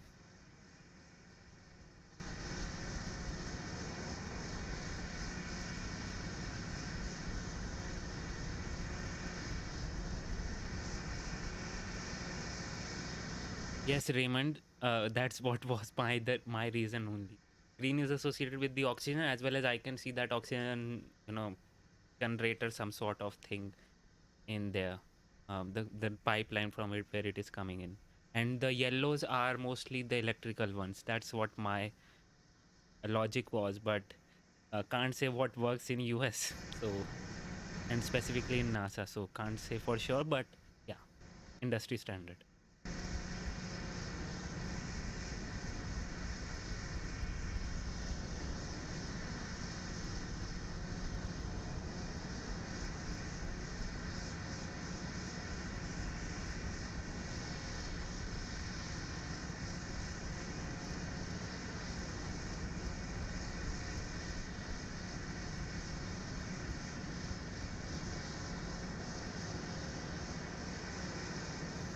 Alright, so we are still in a hold here at T-minus 31 seconds, expecting a recycle and a new T0, hopefully before too long.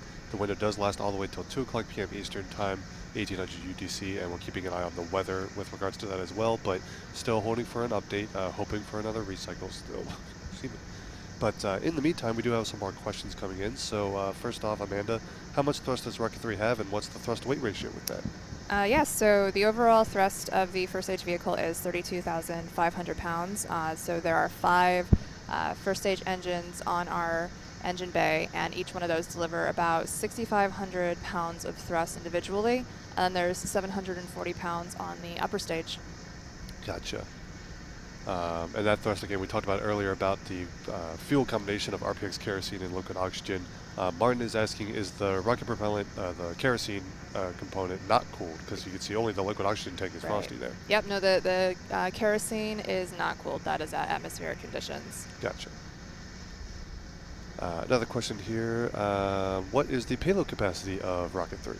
Yeah, so Rocket 3 is able to deliver anywhere from 25 to 150 kilograms of payload up to a 500 kilometer sun synchronous orbit.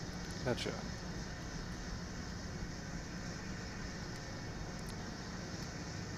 And again, the rocket for today's launch still in a hold. We're going to provide another update as soon as we have it, but the teams are hoping to recycle. So keep those questions coming in the meantime. Go ahead and tag us at NASA Spaceflight in chat. We're going to keep looking for some more questions while we wait for another update as well, and we'll come back as soon as we have it. Okay. Adam, thanks for that. I would suppose that is a compliment. So, thank you for that. But right now, and congratulations for completing the degree, Pani. I hope you had a great 2 p.m. But this weather window was supposed to last till 20 minutes, and I suppose that has commenced. So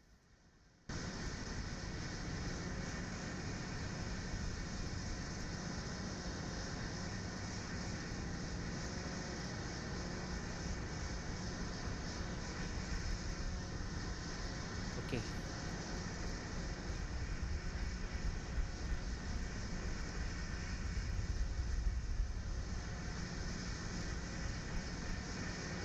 And now actually you are seeing this venting still going on in the, you know, ground tanks, or not the ground tanks, what in on these arms or the ground support structure.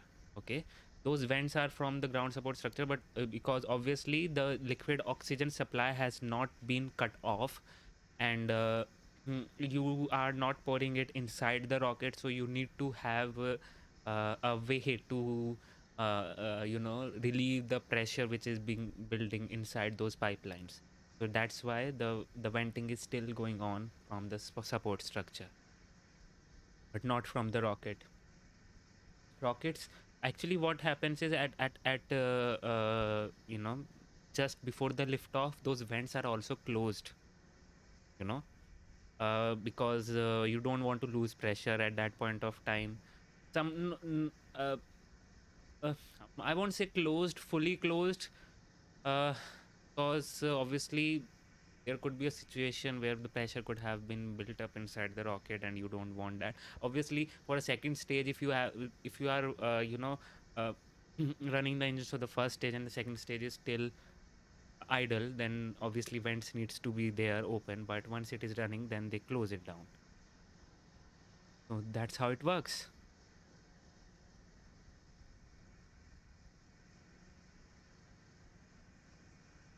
Yes, Moonman 4, thanks for that. And hopefully if you want to guys really support me, you can do that by becoming a member. Appreciate it, because that's how this channel runs. So yeah.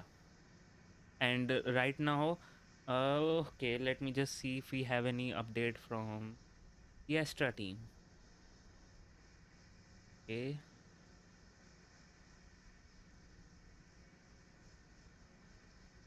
Nope.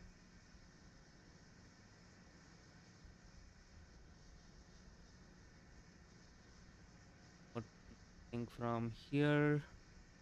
What does the CEO have to say? Heck. He does not have to say anything. Okay, cool. So we are still waiting in for the resolution of the issue, and then the first. So guys, what is happening in the background right now? First of all, they encountered this issue, this LOX conditioning issue, which I already told you is mostly associated with temperature, but can also be because of the liquid oxygen top off. So this thing, when they encountered, obviously they called in for the hold, and then they are now looking in for the issue, because most of the time this LOX conditioning can just be resolved by just refueling the tank and then refueling it, because then you are supplying the fresh oxygen at the super chilled temperature which you desire. So I don't know what is taking so much time then, because if that is the thing, they can just do it very easily, but I don't think so that is happening right now. So maybe just it could maybe some issue with the ground supporting equipment, which is actually making the liquid oxygen at that point of at that temperature.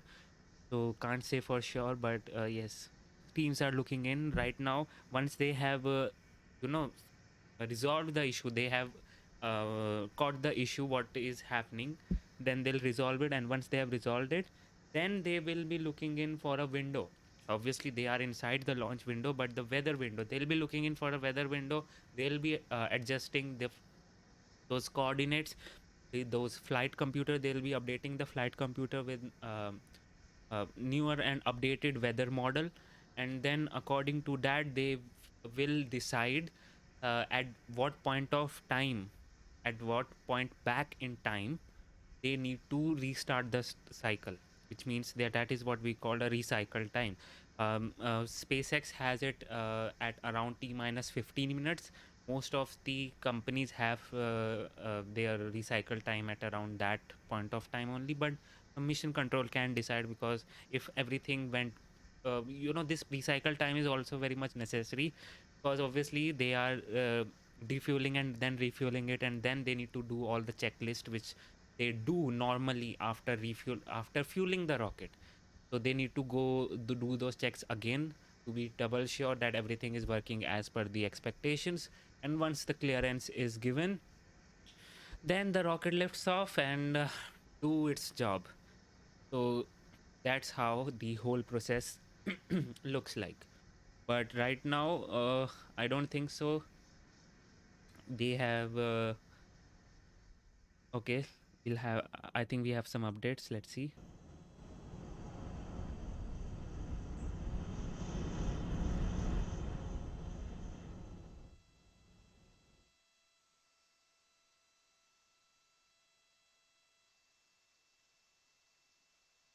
All right. So we have the, right now what you are looking is at the mission control, and they have this new mission control, and you can see it's more like, a very compact in size, and it is this because it's a pod, literally a pod which can be um, traveled, or I think that is the case, that's why they are calling it as a pod. It's a mobile pod, so it can just be transported from one point to another, and they require that because they have acquired like 3 launch sites now. Once in Kodiak Island, other in the Cape Canaveral, which is they are launching from today, and the last one is in UK. Interestingly, the first launch from the UK, you will be able to see the first launch from the UK if you live near that. So that's how they are working right now, and people are busy in the mission control. Previously they used to have like 6 members in the mission control, and now they have 4. Obviously the compact size does not help that, but right now they have upgraded the designs and realized they can only work with 4 people also. So yeah, that's how it works. And for some reason we are not hearing anything, not from my end. They have just cut off the audio and cut off the video feed of the rocket also for some reason. Don't know for sure, but they are very tired. We can say for sure. Alright, so we're still waiting for an update on today's countdown. Again, we'll provide that update as soon as we have it. In the meantime, let's go ahead and take a look at this overview video about the NASA TROPICS mission in partnership with ASTRA. A Pew Research poll showed that of 9 different categories that NASA should focus on, number 1 on the list is to observe the Earth's climate. The TROPICS mission is a mission that Americans really care about because it is directly observing our climate. TROPICS has a very specific need for their orbital configuration. We need to go to a 30-degree inclined orbit, and no one else really wants to go there. The rideshares are all going to sun-synchronous orbits or mid-inclinations, so it's very well targeted to a smaller vehicle with a very targeted insertion where they can get us exactly where we want to go, and Astra is perfect for that. And so being able to launch 3 different times for $8 million is unprecedented. Because of our unique ability to get to 3 different orbital planes in a very short period of time at a low cost. Why I'm excited about TROPICS is coming out of NASA, having the opportunity to fly satellites for the organization I used to work for is personally gratifying for me. It's also a really important mission because we can detect tropical storms, we can help people evacuate, we can save lives, and it's a mission that's really well designed for Astra's capability, being able to put multiple rockets up into multiple planes rapidly. And we have the honor of being the final and most important piece at this moment in time of their mission, which is get that hardware in space exactly where it needs to go. We see that there are increasingly smaller satellites that are smarter, that are doing cool things in orbit, but they need to go to particular destinations at particular times. The real end game here is improving our ability to forecast tropical cyclones. What we're trying to do is make measurements in the microwave wavelength region. And those have the advantage of being able to penetrate the cloud tops and see the storm thermodynamics underneath the clouds. We're going to get something we've never had before in the history of weather satellites, which is revisit rates of better than 1 hour. For the team itself, this will be a massive culmination of the last 3 years of work of developing this launch system to be able to do these things that we set out to do from the very beginning. From Astra's perspective, it's really important because we believe in space at scale. And to do that, you need to have much more frequent launches and access to space. And so this has been an opportunity for us to really understand how can we further compress the turnaround time between launches, both in terms of building the rockets and in conducting the launches.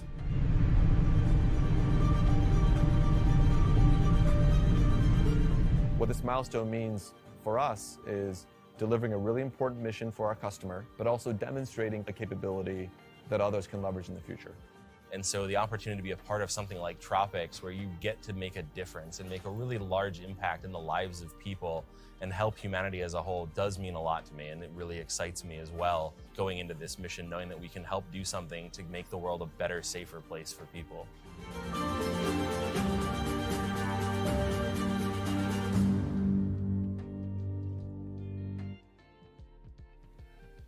All right, everyone. Again, we're still waiting for an update on today's countdown. The window does last again till 2 o'clock p.m. Eastern Time or 1800 UTC. So we'll provide an update as soon as we have it. There is still time left in the window, and the teams are continuing to work to resolve this hold. So stand by for an update as soon as we have it. Okay, so sorry, Moonman 4, if you are listening. I gave you a timeout by mistake. I was giving that bot timeout, but okay. All. And thank you so much, Devin, for that $2. Really appreciate it. But I won't answer that question. The science channel, rocket. So let's keep it on that way. And right now we are at hold. Still waiting in. Teams are holding the countdown as they prepare for the launch. I am hoping that they have resolved the issue and now they are just looking in for a good launch window of the launch time and preparing the rocket for it. This, when they have this updated weather model and everything, they need to run through the sims also. The rocket needs to run through the sims also, and once they have it approved, and that's why sometimes it takes a time. Once they have this approved, everything, the simulation looks good, then they go in for the launch.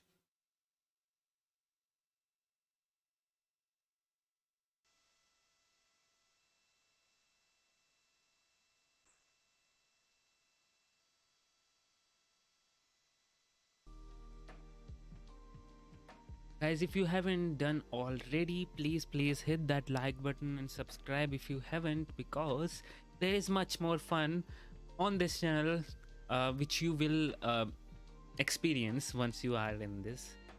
So please hit that subscribe button. It would really help me. So yep. Okay. No update yet. No update yet. As in we know the issue, but what caused that issue and whether that issue has been resolved, we don't know yet. We only know that their 20-minute launch window, weather window has ended a long time ago. And their launch window still runs for another hour. So that's that. And after that, we will have a backup launch window for tomorrow. If they aren't able to launch today, they have a window tomorrow which they'll be launching.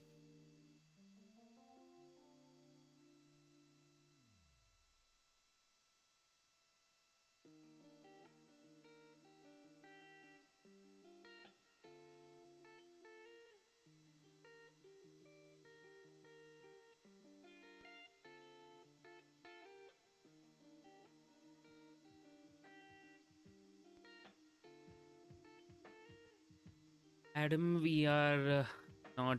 We don't know the timing yet. We because we don't have the lift off time yet, but we just know we have 1 hour left in the launch window.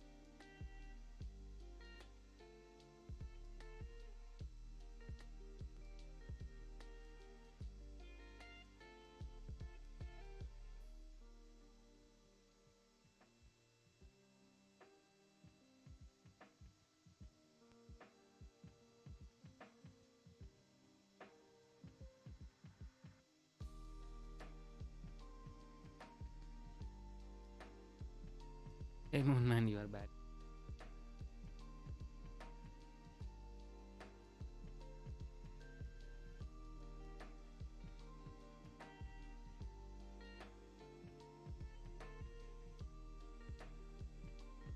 The locks was the problem, lab rat, but there is, I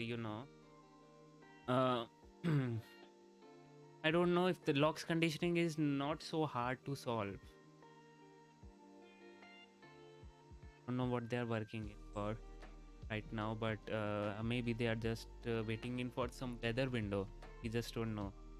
So let's hope they are able to resolve it and we are able to see it properly.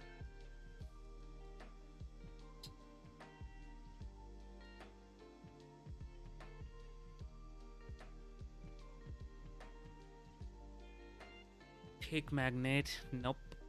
This is a satellite which is supposed to observe the tropical storms on the oceans, and they are observing in microwave spectrum, which means the rays can penetrate through clouds for getting a good look at the storm and studying it properly, so that we get to better understand it and help people down here on Earth with better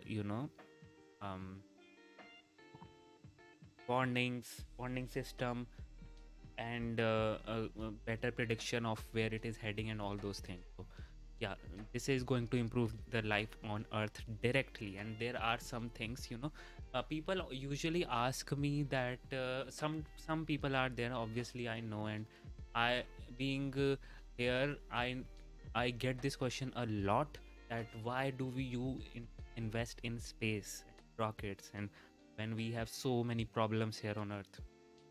So I just answer them this thing, and now we have one more series also, like, which I can tell them to go watch. So yeah, I basically tell them that first of all, the thing which you have in your hand is made possible because of the space and rockets. Second of all, we can do the space exploration and at the same time solve the world's problem. That can be done. And if you are not scientist and all those things, and you don't understand the significance of space exploration, let me just give you a very very simple explanation. Why do we need to explore space? We need to explore space for resources, okay? Because there will be a time when the resources here on Earth would be all used up, right? And we need to explore more resources. That's why if we have a base on Moon or base on Mars, we can extract the resources there. All right, everyone, thank you for your patience and sticking with us. We'll keep providing, and we'll provide another update again as soon as we have it. Right now, the team's just still working to resolve this hold in the window. That again lasts for another hour. So plenty of time in the window, but standing by for another update, and we'll provide that and a new T0 as soon as we have it. In the meantime, we do have a couple more questions that we can go through here. Let me just finish, so I said we have those resources, and not only those resources which we may have, extracted all, but we may find some new resources, because most of the things here on Earth also came out from space. So we don't know what is there in space. Maybe some super hard alloy of metal which is waiting for us to be explored, which can have significant improvement for us in here. Maybe some life-saving drug can be made by discovering another resource. So we just don't know what is there. So we should be heading down there to understand all those things. And whatever we are doing with rockets and space is the first step. So please let us do that. Tank. As the vehicle is sitting on the pad, obviously, since it is a cryogenic fluid, that fluid is boiling off. And so as it sits there, we do need to top off the tank. So we need to continuously refill the liquid oxygen as the vehicle is sitting on the pad prior to launch. Got it. Another question here from Keynes, who asks, is Astra hiring? I believe that's a great question for you right now, Amanda, right? Yeah, Astra is hiring.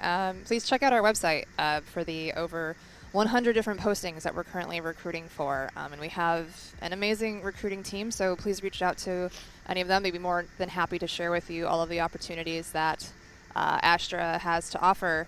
I personally spent 11 years in the aerospace industry in test engineering before I took the huge step to join the operations team here at Astra, and it really has been one of the most rewarding experiences.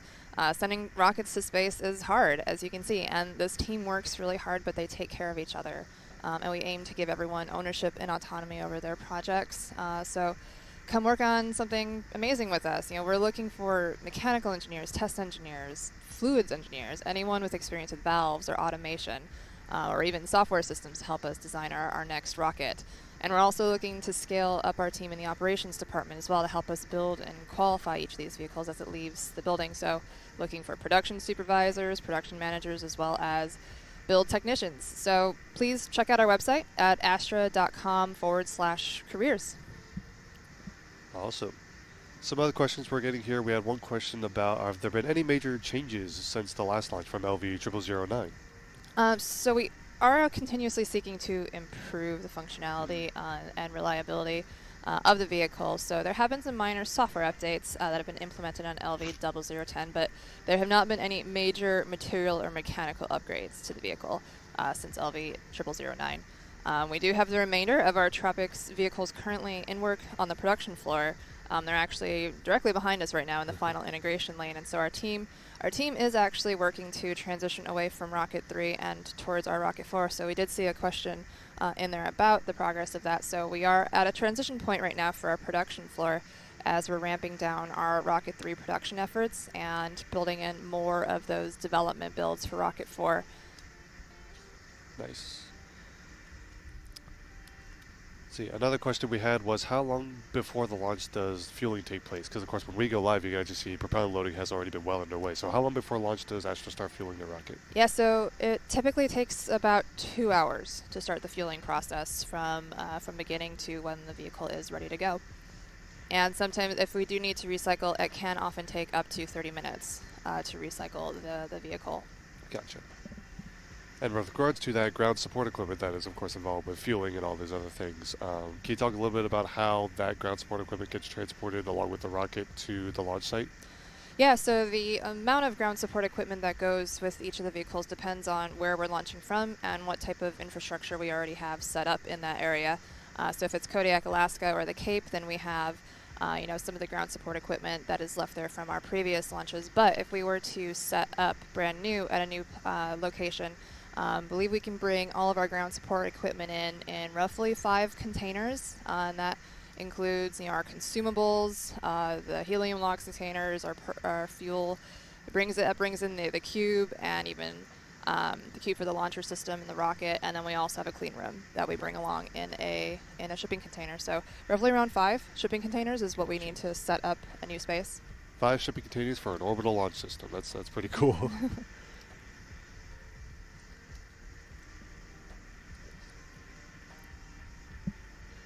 Again, everyone, if you just stick with us, we are waiting for another update on today's countdown. Still in a hold right now. The window lasts until 2 o'clock p.m. Eastern Time, and we will provide another update. Again, as soon as we have it, the team's still working on resolving that hold. But keep the questions coming. Tag us at NASA Spaceflight in chat, and we'll come back with some more updates and some more question and answers once we have them.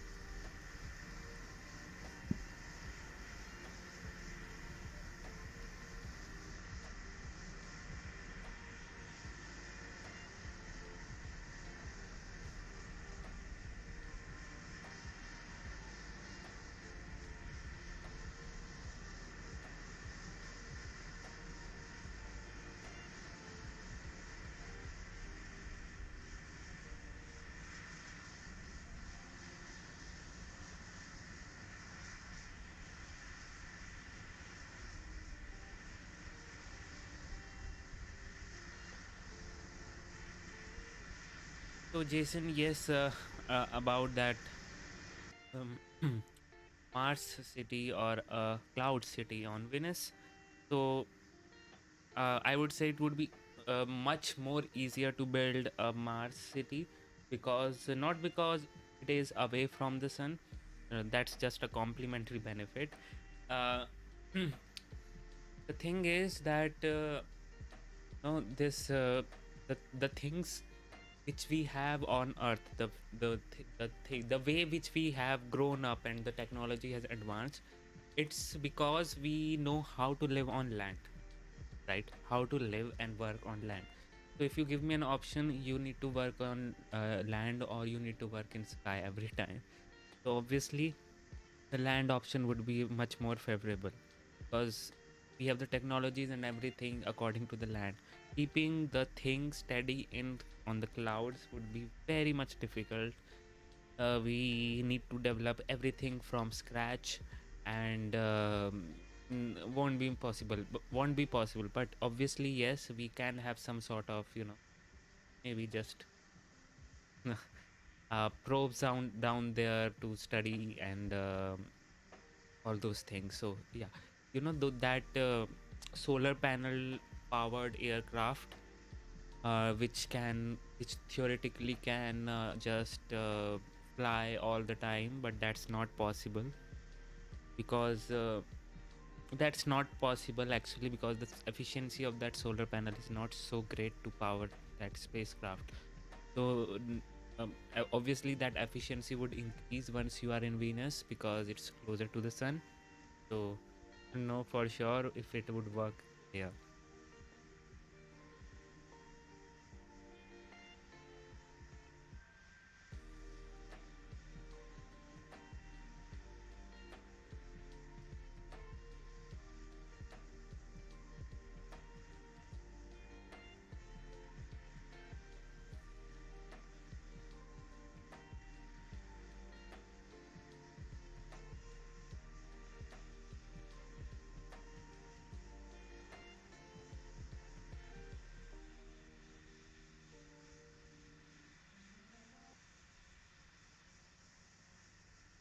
Okay, still waiting in. Obviously, the weather is still looking good, surprisingly, which was not supposed to because 90% no go for the launch is supposed to happen at the end of the window. So you obviously don't want that to happen, but let's see. So, guys, if you have any questions, you can ask me, or else you can just listen to the rocket noises.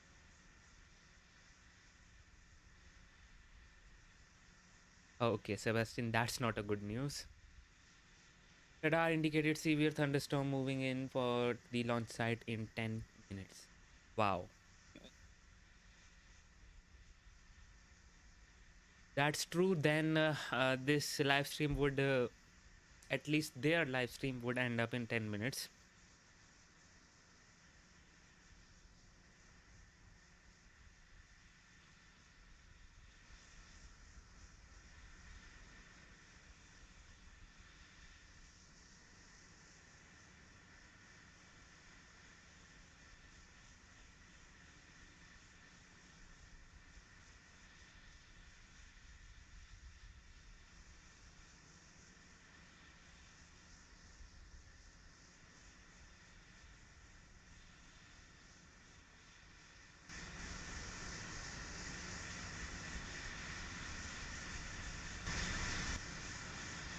And yes, I was talking about that the series which you should all watch is the For All Mankind. Dude, if we wouldn't have stopped our exploration of the space, I mean going back to the moon in 1960s, we would have you just can't imagine where would we have been right now. Mars would have been colonized long ago, and we would have uh, you know would be looking for to go forward to the Jupiter moons, Europa, Io, and all those things. That series is a must watch. although that is, I feel a bit, sometimes it's a bit extended.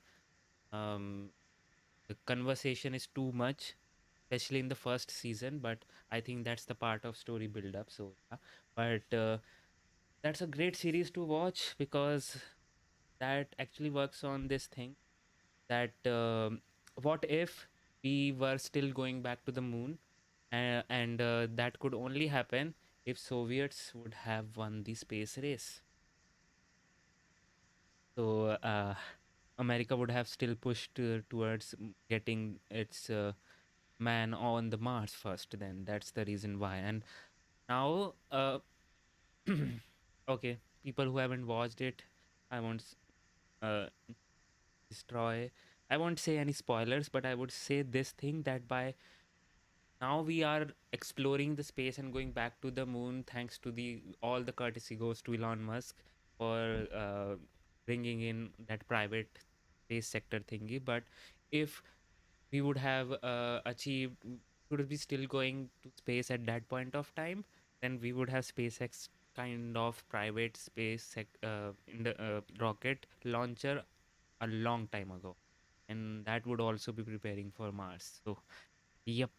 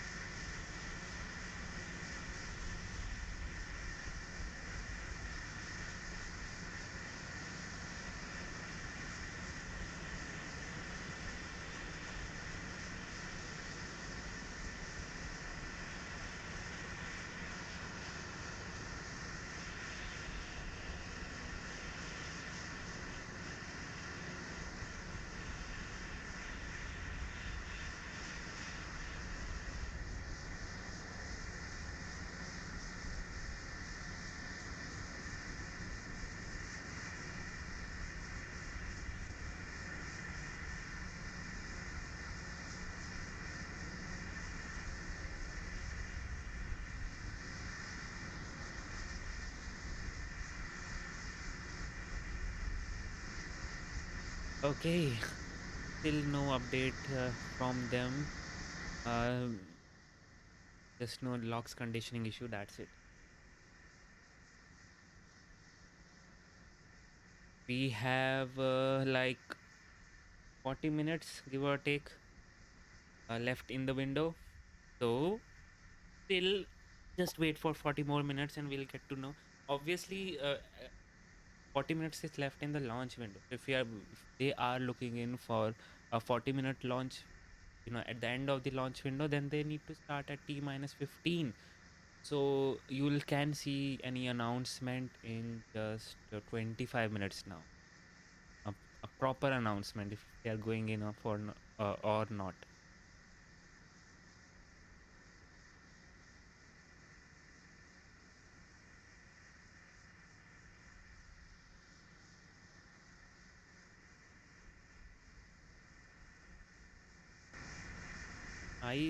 Philip, I also don't know that incident.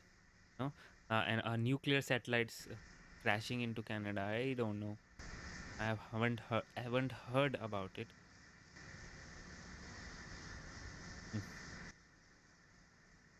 Chris would be right now be just looking at the screens and talking to the people out there and get this resolved, obviously.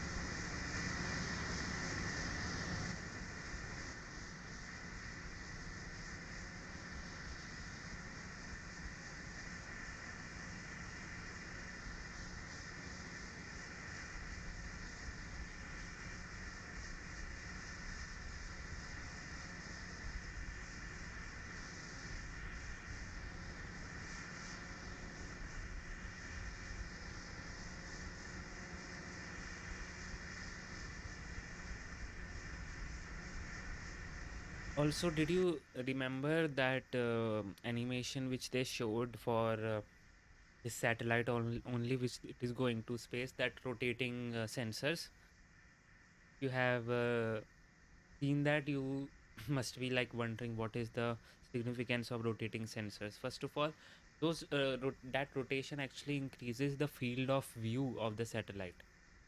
All right, because then it will be able to, if if you have seen that animation also, it will be able to swap more area down below to make the observation. So that rotation actually helps in increasing this field of view, if anyone of you is wondering.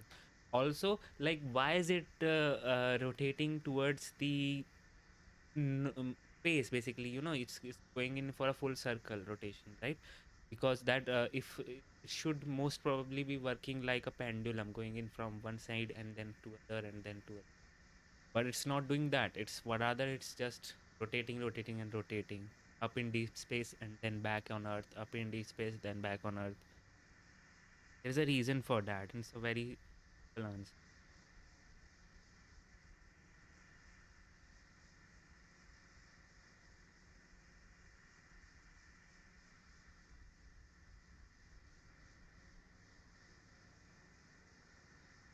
Wow, Doom Shepherd. I didn't know that. Okay, cool.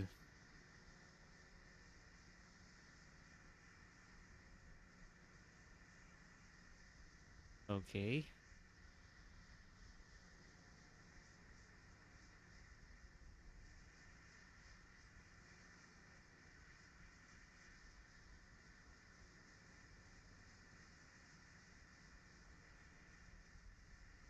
So yeah, the reason for that rotation rather than a pendulum behavior for that satellite is very simple. Because it's easier to design that mechanism for rotation, full rotation, rather than a single rotation. Means a pendulum like behavior, and it would also mean you will have some sort of jerk and stopping of that which is not ideal in space conditions. Better to have just a simple rotating motors which rotates not only up but down, all not only down but up also. Yeah. Okay. John Watkins, yes, it is likely to happen. Can't say for sure, but rockets are like this only. You wait and wait and wait. You wait, okay, and then mission control voice you hear say, the teams are still working on the issue, and they are looking in for the launch. You again wait and wait. You hear the mission control repeat the same thing, and if you okay, go ahead. We do have an update for you. This We time are we going have. to finish our configuration loads and checks and then do a terminal count pre-pull, and we'll be checking back in with the range to see if they are go or no-go. It does appear like the weather is favorable until at least 10:45 a.m. Pacific. Yeah, so that Florida weather doing the Florida weather thing where it might just hold out long enough, so we'll keep an eye out on that. But sounds like we are getting close to a new T0, so stay tuned for that. In the meantime, we do have a couple more questions to go through, so we'll keep those coming with that update. First question from Hoppy is, what is the expected time for launch tomorrow? I have exams and don't want to miss the launch. I can relate to that. But what is the launch window for tomorrow? So the launch window for tomorrow would be at the same time as it was today.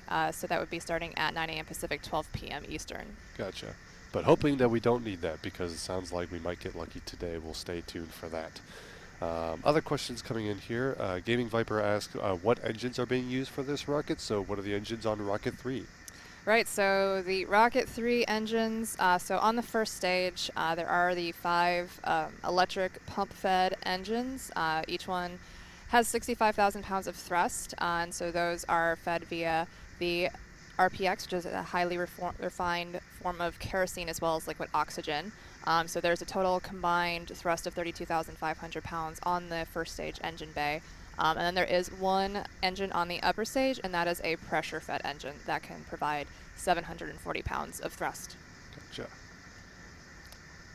And then you mentioned earlier we were talking about the new mission control setup. That's still here in Alameda, right? Yes. Yeah. So even though this pod is portable, the intention is for mission control to stay here in Alameda rather than actually transporting these pods to the launch site.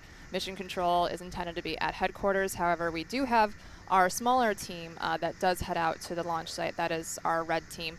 So the intention is to make sure we have 2 small teams supporting each of the launches. One that does travel to the launch site, but then also the mission control pod staying here and supporting on site at headquarters. Yeah, I gotcha.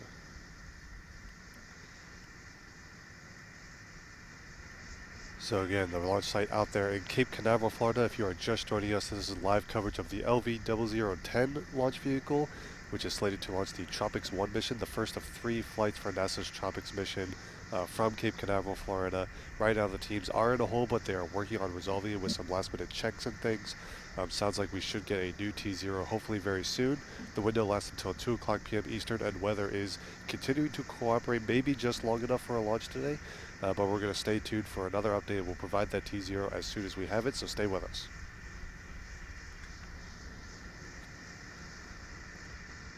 So that indeed is a good news, which means I'm hoping that they have resolved the issue, and now they are just working with discussing that what should be the point of time where they should be returning. Manage power systems, toggle And, ground power systems doing the authority is sims. still true.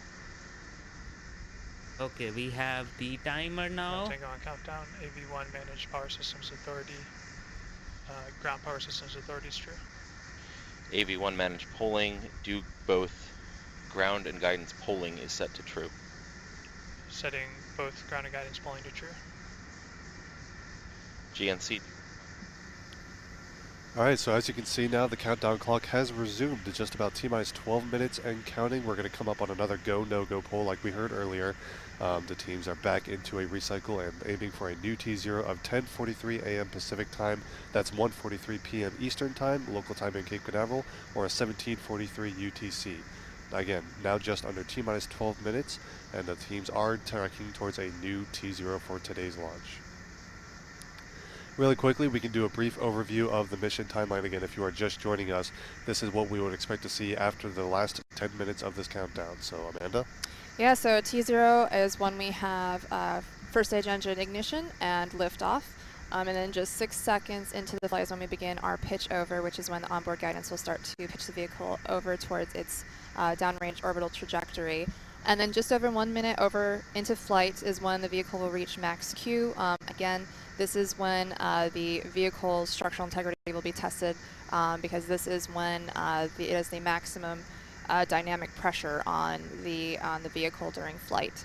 And just at the 3 minute mark is when we will have reached main engine cutoff, or MECO as it will be called out. And this is when the first stage engines will receive the command to shut down, which allows the vehicle to briefly coast before stage separation.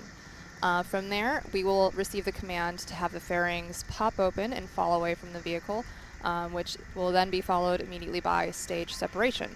And so that is when the first stage releases the upper stage into the atmosphere. And then at around 3 minutes 15 seconds, the upper stage engine will ignite and be on its way to orbit. And then after a roughly 5 minute flight, the upper stage will receive the command to shut down its engine, followed by payload deployment. And as we mentioned earlier in the live stream, we are hoping to see live video feed from one of our onboard upper stage cameras of one of the 2 payloads being deployed. However, it is possible that we will not see confirmation of this for up to 90 minutes after the satellite deployment, or at least a couple of orbits, and that is mostly due to the location of the satellites in their orbit relative to their ground communication links once deployment happens. So we will be ending the live stream right as deployment occurs, but again, the satellite communication may not be confirmed for up to 90 minutes. So please remember to follow NASA's Twitter handle at NASA Earth, who will provide confirmation once that satellite signal is confirmed. And then we will also provide an update on our handle at ASTRA when we have confirmed with our NASA partners. As the teams get ready to go into the last few minutes of the countdown, let's go ahead and listen in as they go for the final go, no-go poll. Okay, so it looks like, guys, we are launching. We are T-minus 10 minutes under 10 minutes from the launch. Weather is looking extremely good, and it Okay, looks team. like they This have takes us resolved the to step issue. 90. Pole 3 for tank press and launch. Customer, can you please confirm if the payload is ready for flight?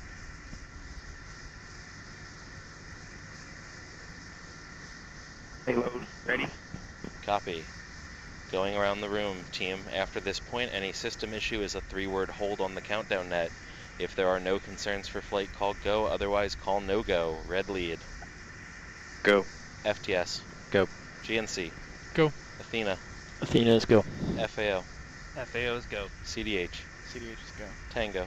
Tango's go. Astra Safety. Safety is go. Astra Flight is also go.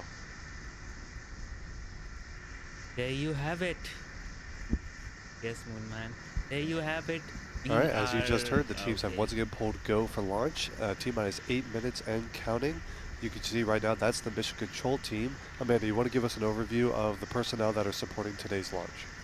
Yeah, so in the mission control pod, you see they're sitting here at our headquarters in Alameda. So in the bottom left-hand side of the screen there, you see Joshua Green. He is our controller, also the call sign Tango. His responsibilities are executing commands that are being called out for the ground support equipment, as well as the rocket and automation, and also just make sure that all the clicks and actuation are running properly. On the bottom right-hand side of the screen there is Jarrett Bullion. He is our command and data handling, our call sign CDH.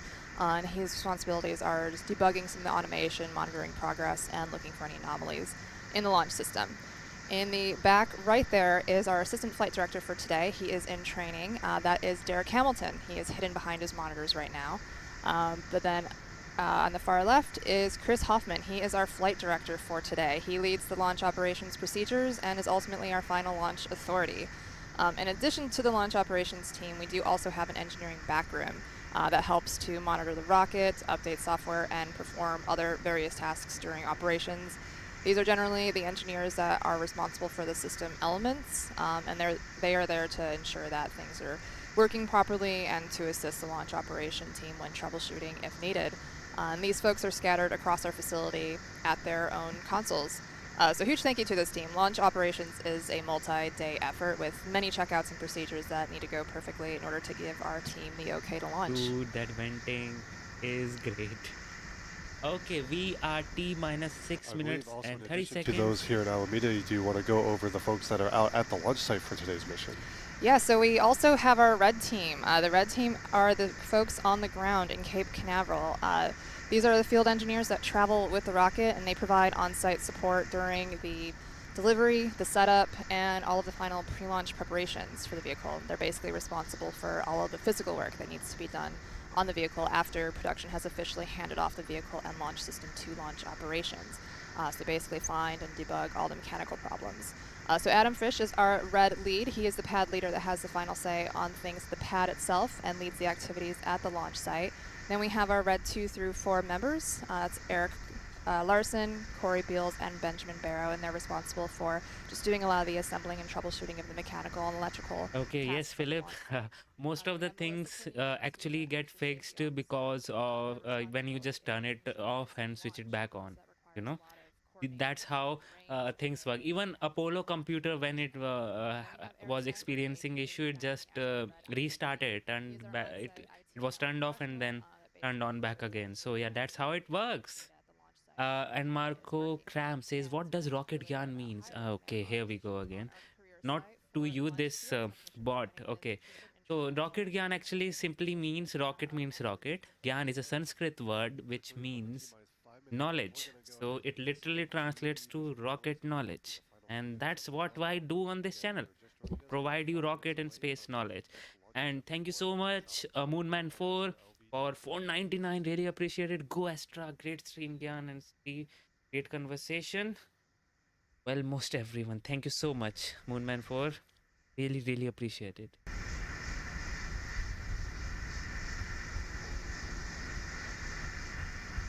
Okay, we are T-minus 4 minutes and 30 seconds.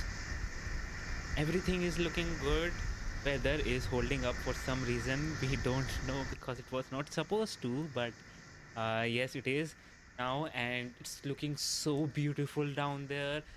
Weather is great. The rocket is hopefully ready this time. You have shown your shenanigans, the naughty boy. Please don't show it again this time. So, the rocket is ready. The rocket 3.3 is ready to go. We have T-minus 4 minutes. Everything is looking good. T-minus 4 minutes and counting.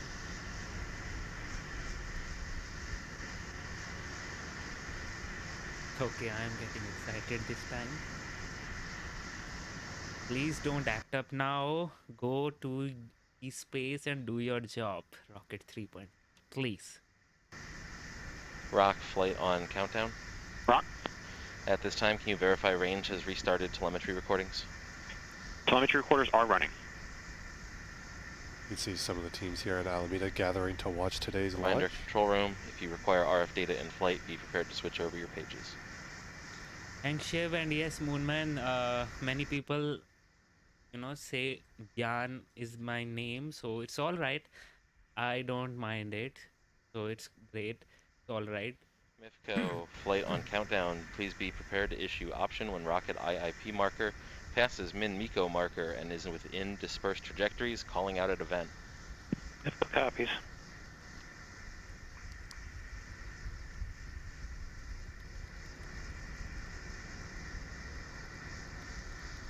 Okay, under 3 minutes.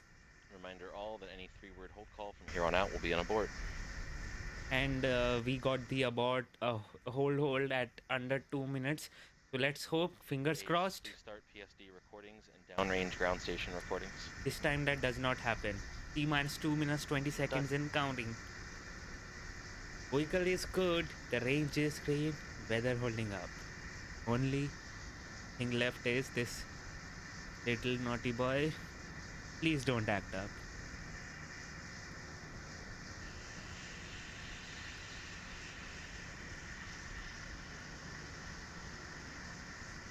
Minutes. T-minus 2 minutes. Also minutes. go so far. Under 2 minutes. One final 120 seconds left. Okay. And this rocket has a very bad, reliability record. So let's hope they start their improvement from this launch.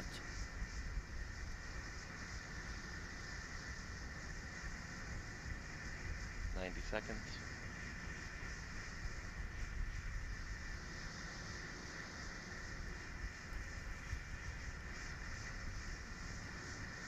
$90 seconds and counting. Okay, this is happening.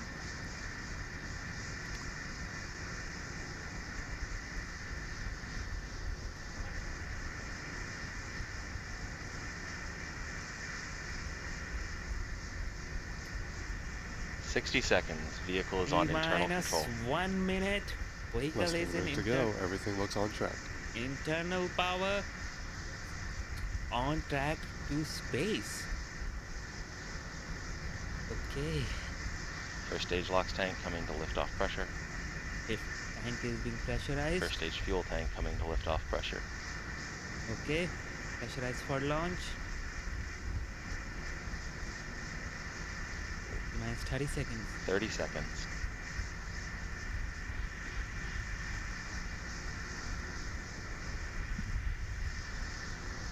T-minus 20, 19, 18, 17, 16, 15, 14, 13, 12, 11, 10. Water on. 8, 7, 6, 5, 4.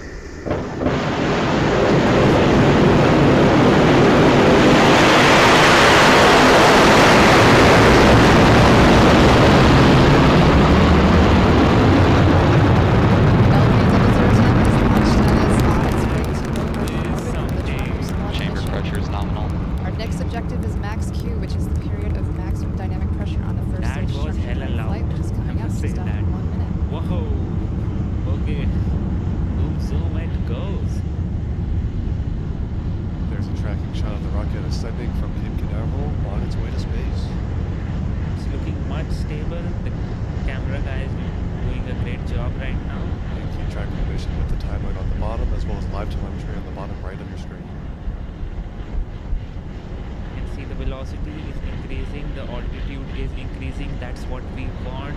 T plus 52 seconds. Next up is the max Q, which is the most important point in the flight. 1 minute into flight. Which means if it passes safely, that means it is structurally sound and it won't break up. The vehicle's now past to the point of expected maximum aerodynamic pressure.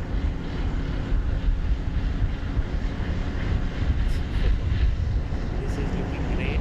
Okay, Some more onboard views camera. of the rocket. You can see It is taking looking down from stable. below. Looking stable. Max Q has been achieved. Oh man, this is Our next milestone is going to be the main engine cutoff, which will be called out by launch ops as MECO. Once that option is confirmed, That's the so mission good. is set to shut down the 5 first-stage engines and allow the vehicle to briefly coast. We will then signal to pop open the fairings and allow those to fall away from the vehicle. The first stage will It then feels release upper like stage as for the if final segment of the our flight. microphone was on the rocket. Yes, it is actually feeling like that only because the sound just does not fade away. Amazing. So finally it is happening, guys. Now the next event is the main engine cutoff, the stage separate. No, first of all the fairing will be separate, I guess. Main engine cutoff. 2.5 minutes in the flight. Again, coming up on main engine cutoff at just about T plus 3 minutes. Everything looking good so far. Main engine cutoff, obviously. Main engine cutoff, the fairing separation, and second engines, because second engine is second stage is inside that fairing. So yes. Flight, MIFCO, option set. Okay, you can see velocity is increasing around 4 km per second. Altitude is good. Confirmed, option received. Okay, main engine cutoff done. Now looking at an onboard view, looking up, there you see payload fairing separation. This is a camera on the upper stage. And there's stage separation. Stage separation and confirmed. ether ignition, upper stage ignition.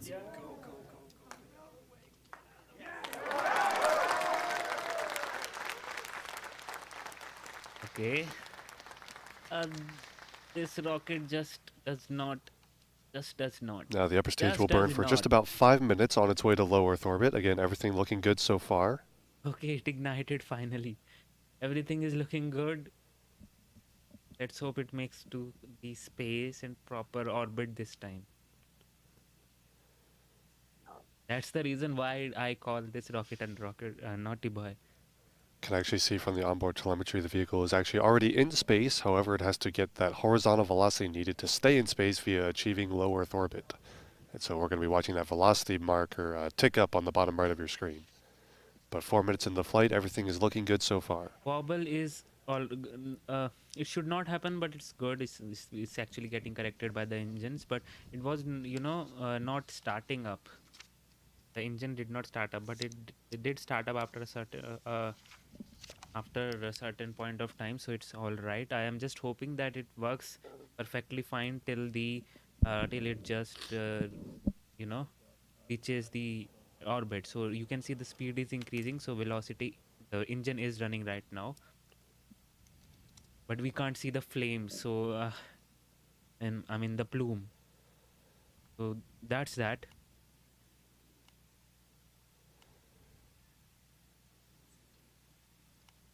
Although the velocity is a smaller engine, so I can't say anything. Velocity is now increasing prominently. You can see on the left there the path that the rocket has traced so far on its trajectory, pretty much due east right down the center of that corridor. 5 minutes into flight, everything looking good. And we're going to expect this burn to continue until about 8.5 minutes after liftoff. Yeah, the 8.5 minute mark, that's when we will receive the second engine cut off, and at that point will be payload deployment. And just as a reminder, we should only be able to see one of the 2 payloads deploy from this mission from our onboard upper stage camera. However, it is likely that we may not see this video feed and we may not receive signal confirmation of the satellites for up to 90 minutes after deployment occurs. Again, this is completely expected and it is due to the location of those satellites in orbit relative to their ground communication links. Yeah, we'll have to wait and see exactly what we see there, but hoping to get some cool views.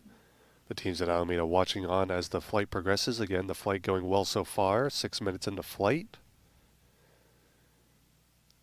It should go well because the engine is not complicated. It's a simple pressure-fed engine, which means only the valves are opened, the fuels are mixed, and then it is combusted.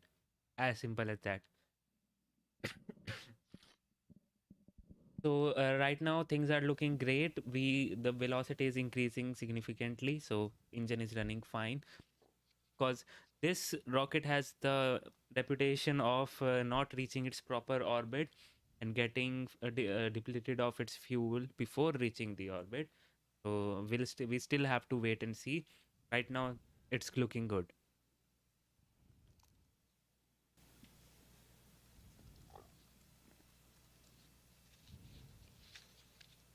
You can keep an eye on that altitude. You can see the rocket already over 510 kilometers in altitude. Again, the target orbit for today is at 550 kilometers in altitude. And you can see also that velocity continuing to climb towards orbital velocity, of course, which is good. 7 minutes in the flight. Just a little over a minute left in the planned upper stage burn. Okay, 6.5 kilometer per second. Okay, that did not look good. That certainly is not good, and the velocity is decreasing again. Not good.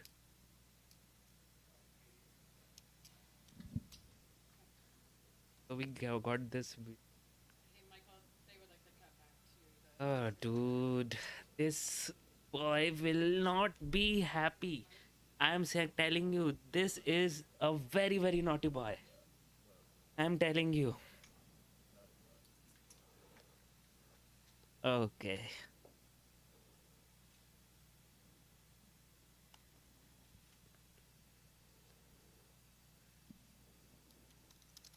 It is not good, Philip. You can see the velocity is decreasing right now and it has not reached the orbital velocity, and you did saw that tumble. So obviously the mission is failed right now. I wouldn't say it's coming back down. Yes, the orbit is not achieved yet because the orbit is kind of achieved at 7.2 kilometers per second around at that point of time.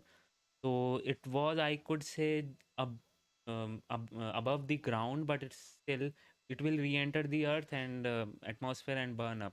That's what most probably will happen. But dude, yes, they insurance people would be so mad at them because every time they pay a small premium, but they need to give such a good amount of money back to them.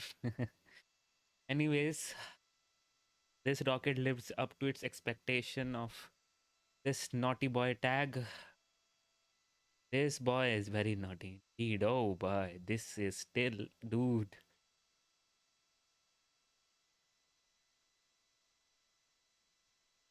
Whosoever bought this stock, rest in peace. Because don't look at the stock market right now. Don't look at it. It won't be good. Okay. So this is the thing which you are seeing in front of you is guys, first of all, don't go anywhere. As you know, this is a customary on this channel that we do the failure analysis, the immediate failure analysis, which is not so properly, you know, accurate, but is a first step. So we'll do that. But right now, the thing which you're seeing on the camera is that area, the hazardous area. So first of all, the problem started happening at the start. at the separation only. The previous mission also the separation did not happen. Means the fairing did not separate, and then the TVC, the thrust vector control system had some problem, and then all that. But this time it did happen, but after the separation the engine did not light up as it is supposed to light up. When it is supposed to light up, it started up a bit delayed. That's what I am concluding, because of their oohs and ahs. So that's that. But I said this comment that pressure fed engine is a very simple engine, and yes, it indeed is. It does not have any turbo pump or turbine as such, so that is that. But since it does not have any turbo pump and turbine, so the pressure is not increased. Pressure can't be increased, so you just rely on the tank pressure and making that pressure constant throughout the flight. And because of that tank pressure, obviously you need to pressurize that tank a hell lot more. So therefore, uh, pressurization issue happened, which we can. I don't know what happened right there because we need to see the video and see it again. But the thing which I saw was abrupt engine shutdown and then stumbling. So it was a engine shutdown only, but it was not supposed to happen. It's just a don't have any components as such, and then tumbling is, I don't know why it happens. We had a nominal first stage flight. However, the upper stage engine did shut down early and we did not deliver our payloads to orbit. We will end the broadcast here and thank you for sticking with us today. Thank you to Astra for partnering with NASA Spaceflight to help bring live launch coverage to you, and stay tuned for more news coverage. But that wraps up our coverage for today. Thank you all for watching. Oh god. Oh god. I just Astra dude. I I'm telling you, if I would be in place of Astra, don't know what would I have done, because I couldn't take these many um failures. Now they have only two successful launches and 7 failures. 2 out of 8. Now it is 2 out of 9. I'm not saying that it's you can see it, right? Yeah. I'm not saying that it's a thing which they should be like. No? I'm just saying that if I would be the CEO of this company, I would be not so good in mood at all. The track record is indeed very poor. Is the man has spoken. Looks like the engine shut down early. Tropic is headed for the ocean. As I said, looked like an engine shut down. But why it happened, and then why it just started tumbling? See, this thing happened in Rocket Lab's mission also. I do remember that. This premature engine shutdown. And that rocket also started tumbling. So maybe, just maybe, if we could have some relationship there. There you go. We will do this failure analysis, but yeah, that's it. Let's see what actually happened here and try to analyze.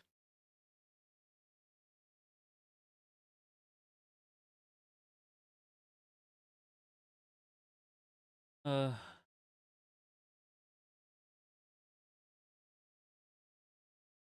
so close yet so far. Hey, exactly. So, do you have any theories, guys? 2 out of 9 now. Yeah, it, this was their LV0010, a 10th flight. You can say 9th actual flight, 9 actual flight. So, only 2 successes out of 9 and 7 failures. To that is actually they are able to still run the company just because their cost per launch is so minuscule that they can afford losses, but the losses have just stockpiled. I don't know what will happen now. Although they have got the contract obviously from NASA for $8 million. So they still have the funding. They have lost this rocket, but they still have the money in hand right now. They have not gone bankrupt. So that's one thing. But This thing is still, it lives up to naughty boy tag. I don't like it though. Thingy. Okay, so let's see if there was anything particular that started happening during the launch. Let's see. First stage LOX tank coming to liftoff pressure. First stage ready.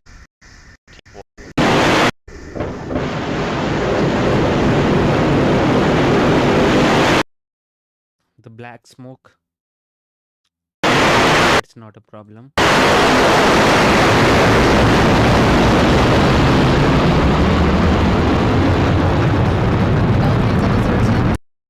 There was no problem with this. Let's just switch over to this point where 2.5 minutes more. Started its Set. Previously also during the second stage cutoff, means the separation, main engine cutoff and second stage separation, the issues happened this time also. So yeah, the view which you are looking at, it is the second stage cam looking at the first stage. Previously we used to get the other way around, the first stage cam looking at the second stage. So, and that camera is actually a good perspective to see what actually happened with the rocket. So yeah, that is one thing. So now looking at an onboard view, looking up.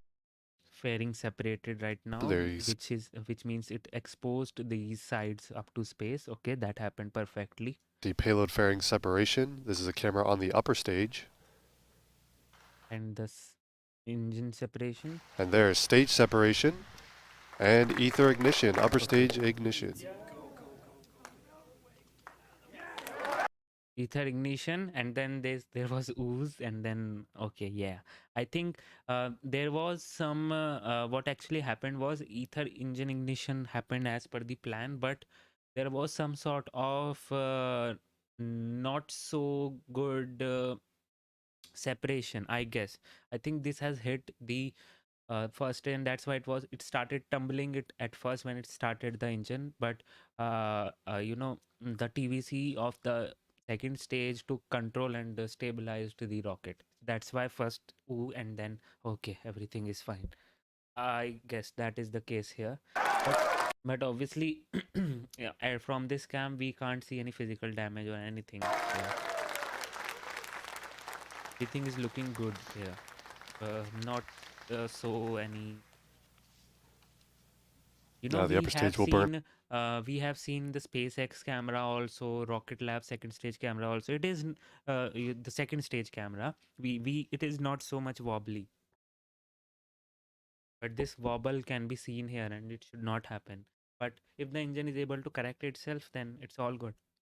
For just about 5 minutes on its way to low Earth orbit. Again, everything looking good so far. You can expect these wobbles during the first stage flight, because obviously that first stage is passing through the atmosphere. You don't have much control over the wobbles and vibrations, but while in space you do have that. One more thing is that it does not have any sort of RCS thrusters in it, so no sort of attitude control as such. Everything is dependent on the engine.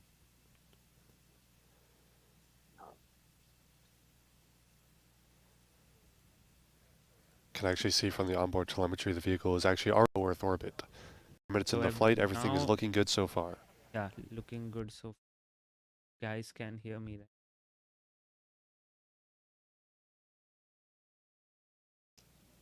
You can see the engine also becoming red hot. Also, we need to compare it with the other this full launch mission. I don't think so it is looking so actual red hot, which we should be watching. But the velocity was looking good, and it was increasing at a fine rate.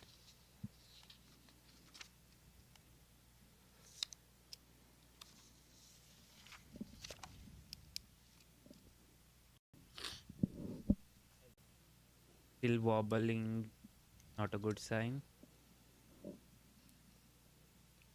You know, sometimes engine forcefully wobbles to change the course or do some orbit maneuvers, but during this type of burn, it has to have a constant heading, should not be wobbling.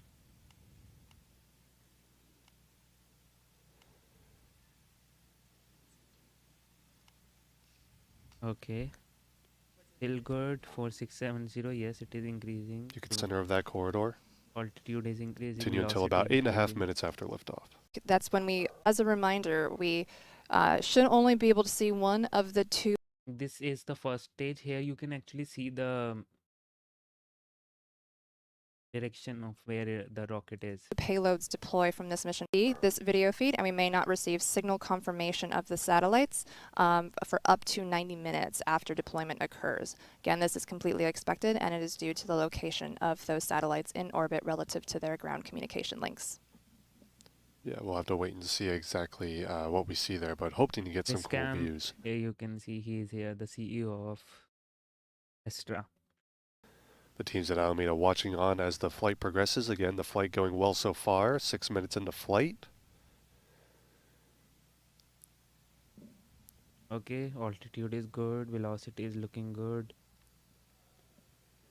They are great. But this thing is still wobbling. We don't have a good frame rate.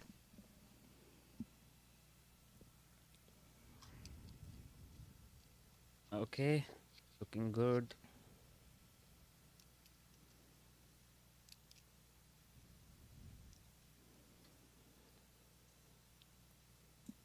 Now get ready for some action, guys. Okay. Thing can be seen here. Everything is looking. You keep an eye on that altitude. You can see the rocket already over 510 kilometers in altitude. Again, the target orbit for today is at 550 kilometers in altitude. Oh, it did something. You can see also that velocity continuing to climb towards orbital velocity. Here you can see this thing is getting out of frame, which means it is doing some maneuver, which of course, which is good. See. 7 minutes in the flight. Just a little over a minute left in the planned upper stage burn. Still going. Nothing is visible here till now. There you go. Slow it down a bit. Good. Take it frame.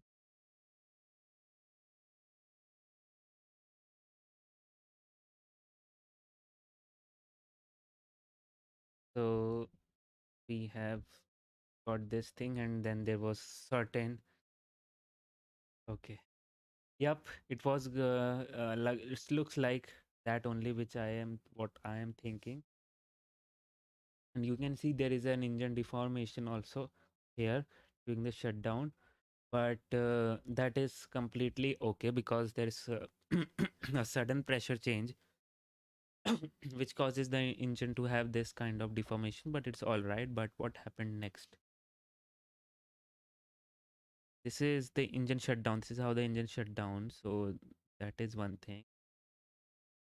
But just after the shutdown, it started tumbling. It tried to correct itself, but obviously that was of no use.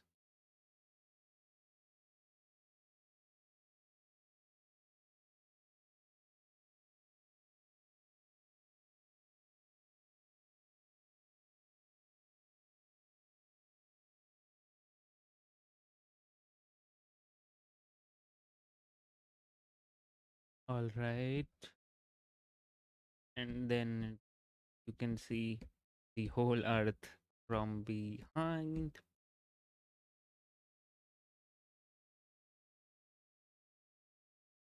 This is not what you want to see when you're riding up in space. But let me just say that it captured good views. Must say that. Okay, all right.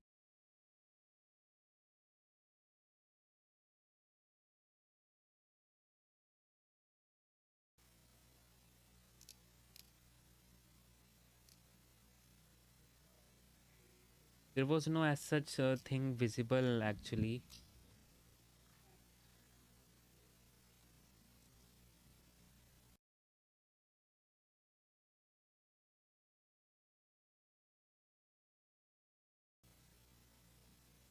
So what can we say from here? Oh, I did not see the velocity measurers. I'll see that, but okay, this happened here and then this thing here. So this is, I think, the first stage. This is where things started happening, and nope, I think this is the second stage position right now. So actually, this similar kind of situation happened with the Rocket Lab's Electron 2. All right, in which there was a premature shutdown and the rocket started tumbling after that. And the reason for that, obviously, we now know the reason what actually happened at that point of time. But the engine commanded a shutdown. Here also, it was not a computer commanded a shutdown. Here also, it did not look like it was any technical shutdown. It was just a computer commanded shutdown. So it was a forced shutdown to most probably these type of shutdown, premature shutdown happens because the rocket itself is going out of the safe areas. When it detects it is going out of its safe areas which it is supposed to go, then it shut down the engine, it kills the power, and so that the rocket does not go out of bounds and correct do its thing. Because just before those things started happening, we could see the earth fading out in the background, which means it was not heading towards its proper direction, and then it did that abrupt maneuver just before it tried to shut down, which caused that tumbling and all those things. So my theory is that I don't know what caused that shutdown, but it was going out of the way because that's what happened in Rocket Lab. Similar thing happened in Rocket Lab's Electron rocket.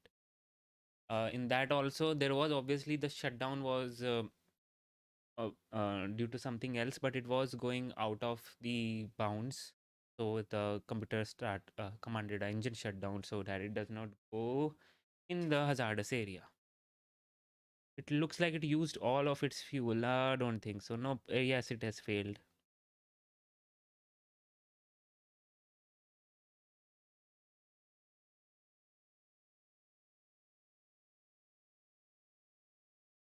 Okay, so it's a thrust issue. Let me see of what all you guys are telling. But I will see.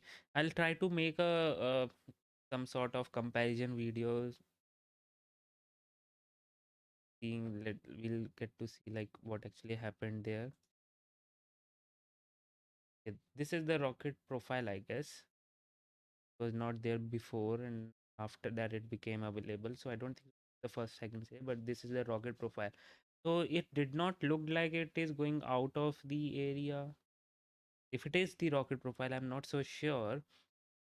If it is the rocket profile, it did not look if it is like it is going out of bounds. So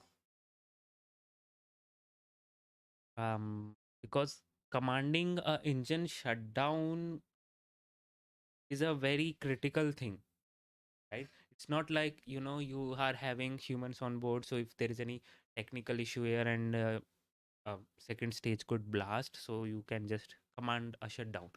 No, no company would have programmed that, because obviously you can have a blast if it has not reached the orbit, obviously then um blast can happen, because eventually it will just die off by itself. So don't know for sure what has happened this time, because this is a serious issue. We couldn't see anything from this rocket actually, what actually happened here. But if it is a rocket profile, then this uh, theory of getting it out of bounds is correct, although it does not look very you know central in kind of central position, because here it is actually at very corners here, but still it's a big enough area.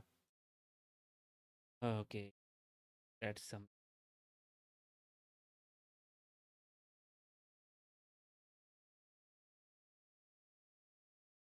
What do you guys think? You can sell shares when the market is closed. I'm not trying to be smart. I'm new to all this. Okay, sure. I don't know about the share, but yes, it was a thing. How much you want to bet? It has to do with the locks issue. No, nothing at all. Maybe it could be, but if the first stage, I don't know what was what caused this locks conditioning on was on which stage, the first or the second stage. So if it was in the first stage, then the first stage obviously performed excellently well. So we don't have any problem with it. But the now people would think like, what is happening to the rocket, where it would go, and all those things. So first of all, guys, the rocket is now obviously has failed its mission. There was a premature shutdown. So since it has not reached the orbit, it will re-enter the atmosphere and most probably get burned up in it. And whatever remains will be there. It will just be splashed down in the ocean. That would happen. Okay. Can they make more satellites fast since part of a constellation? Moonman 4, this is a good question actually. These satellites are, I don't think so. There are much changes of like all the satellites that where they have in right now. So what they can do is they still, if there is no as such changes in the payload, because they have like they need to make 6 of them. 2 of them got destroyed obviously now. Now they can just move up the second batch of the satellites now, and then use the third batch, and then till those get launched, they get some time to make those two. So that is one possibility. But I this also can happen since the launch criteria is to launch by July 31st every their constellation. They may cancel the contract and move on to some other provider, because now obviously the Astra Rocket company has been grounded. They need to uh, uh, see what was the problem with the rocket and correct it, and then again move for the launch. So this will take time, and now actually they don't have time. It's already 12th of June. So I just don't know. Maybe they are in big trouble, or okay. Sunglass made it look like an oxygen leak. That was not an oxygen leak. This is how the actually engine shutdown looks like. There is a sudden purge of a gas which comes out of the rocket engine, and that's why it looks like leak. Most of the time it is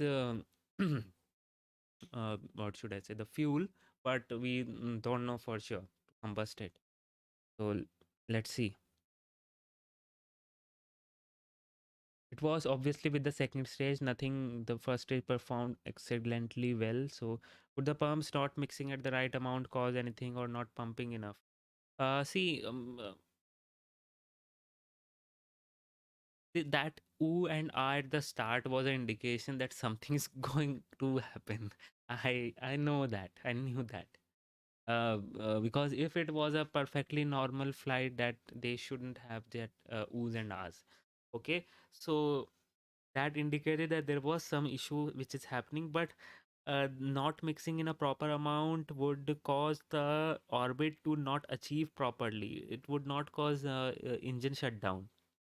Okay, because that has happened before in the Astra. They have not reached the orbit because there was not a perfect mixture of the fuel, and that's why they weren't able to reach the orbit, attain the proper orbital velocity. But this time there was an engine shutdown. So, ooh, what is the cost of payload to Leo, and what is the capacity of the launch vehicle? This is a very small launch vehicle, so that's advantage of this one, and it's a very cheap one. Around 2 million, $3 million is the cost. So that is that, and the payload capacity is around 25 kilograms.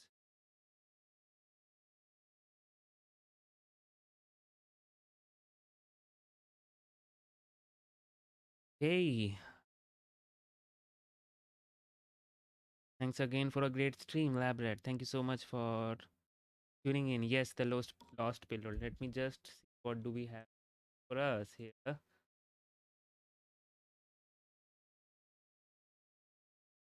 Did get some.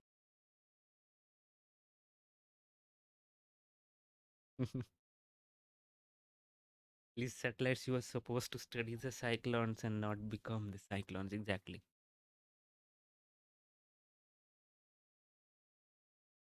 Okay. There is one more company, I think Island Space in China, also suffering from same issue. Things are not looking good there. They have lost, what should I say, money, proper money, and leasing. They're leasing of the place. So this is very difficult. These all things. Okay, we have an official word from Astra. We had a nominal first stage flight. The upper stage shut down early, and we did not deliver the payloads to the orbit. We shared our regrets with NASA and the payload team. More information will be provided. The review. This is the main problem. 7 out of 9 times. Okay. Yes, this exactly was the face which I made when this rocket started that oohs and ahs, and then that engine shut down. Exactly same face. Ditto.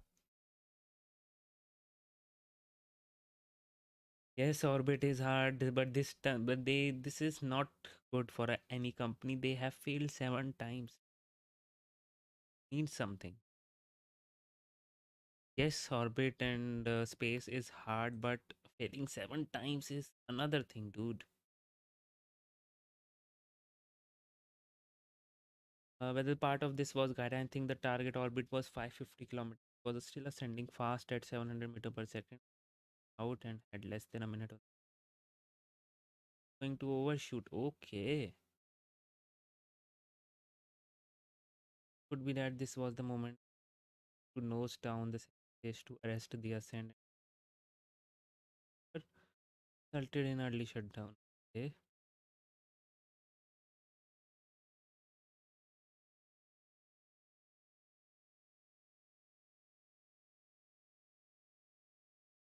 He's the man, obviously. So can't say for sure, but he most of the time he's same. So yes, that's what I speculated also, that that the thing was not going in the right direction. As I said, the Earth was fading away, so they need to correct their velocity, vertical speed to 0. Actually, he's right now talking about the orbital mechanics, and let me try to explain you. When you are trying to if you have played KSP, and if you are trying to if you have shortened the uh, your orbit, if you are looking like it's going to overshoot, you may shut down the engine, or if it is a SRB, then you do abrupt maneuver to maybe just make your rocket face up in the what direction is it, radial direction, to so that it cancels out, and it does not have any forward velocity to move on, and the orbit does not actually get raised. So that is one way to waste fuel, but still not don't overshoot it. So um but still this engine shutdown is not understandable. The propellant slosh, that simply means that the this propellant slosh can also be a reason for engine shutdown, because that simply means that the pressure the was not keeping the means the tank pressure may not be high enough. The basically the propellant slosh is that uh, when you shake a bottle, right, you develop some air bubbles in it, right, or some sort of this sloshing happens when you shake, and because of that, the rocket may not have got enough fuel because of that sloshing. But at 2G acceleration, slosh is very unlikely. there may be some air trapped inside the um, um, rocket fuel, and if you are wondering how the hell air trap, helium is there, so helium trap could happen, and that quite a big bubble could have caused some issues there. But see, he's the man to go. So yes, guys, it was an engine shutdown which happened early. We didn't anticipate it. Okay, yes, we regret not being able to deliver the first two tropic satellite. Nothing is more important to our team than the trust of our customers and the successful delivery of the remaining tropic satellites. We'll share more when we have fully reviewed the data.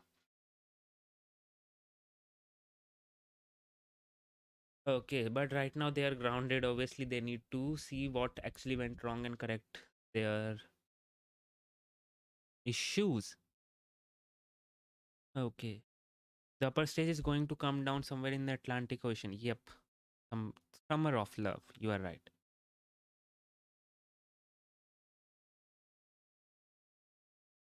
So, guys, yes, that is, and there are theories going around. Obviously, we don't know because the video also did not gave us much of insights. But whatever it gave, it felt like uh, the rocket was not going at the right direction, and the engine shutdown, if it was commanded, then it is a pretty vague thing, because commanded engine shutdown is very vague, because engine is a critical part of the mission, and uh, it is not commanded until unless safety is an issue. But if it is not, then propellant slosh can be an issue, wherein the air is trapped inside the fuel, and a big air bubble causes the fuel to not properly reach the combustion chamber, and the engine shutdown happens. So that could happen, but uh, still nothing. This is the first time that I'm unable to properly guess what actually could have caused this so little in the video. A normal engine shutdown should not cause the rocket to tumble. There must be something leaking and causing the won't say that for sure.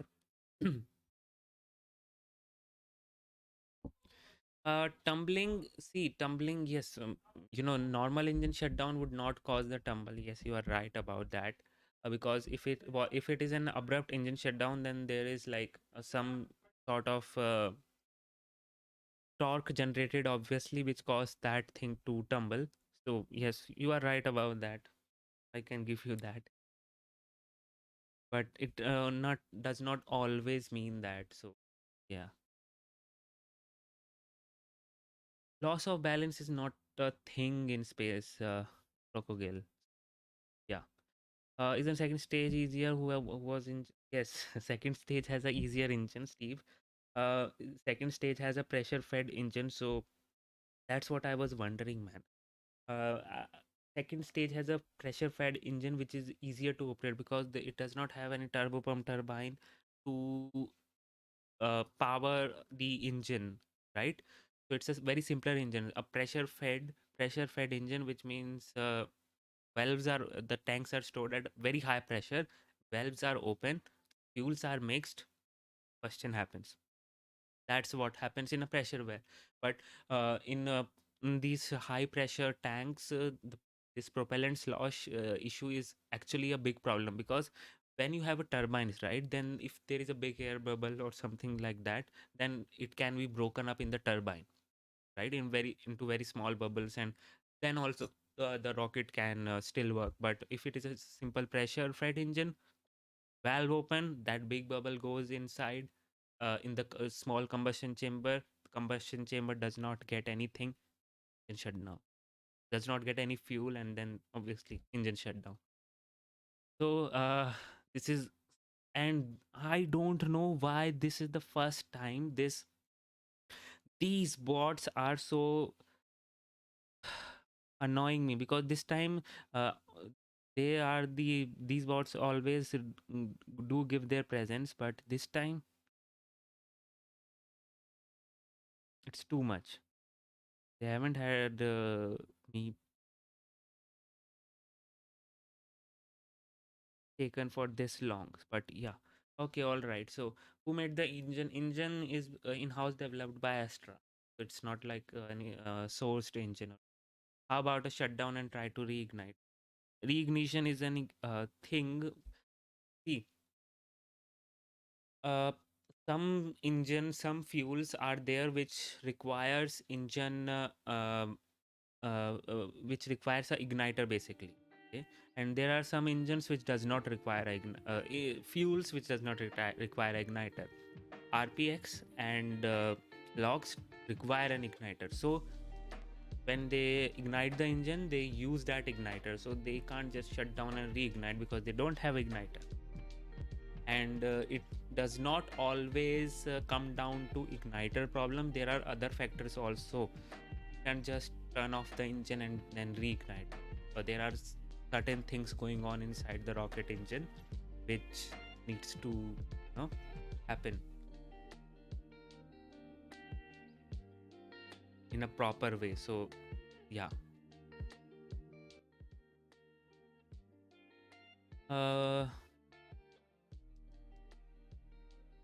it lost the aerodynamics at time mark 6:21 and 11. Oh, come on, dude.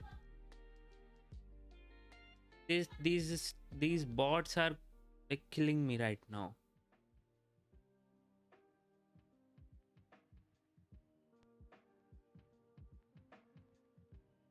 Engine manufacturer Steve, as I said, it's manufactured in-house by Astra only, so that's not a problem.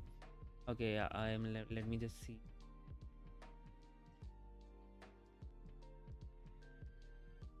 At 6:21.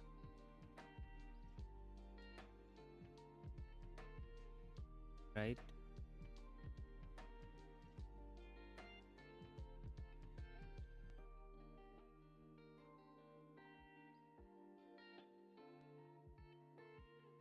$620.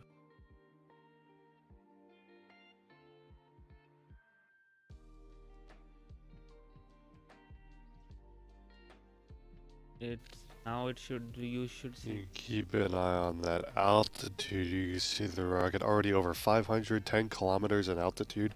Again, the target orbit for today is at 550 kilometers in altitude. And you can see also that velocity continuing to climb towards. Yeah, as I said, this thing here is a thing. You can see this Earth fading away. Velocity, it was of course, not which is good. going in the right direction. 7 minutes in the flight.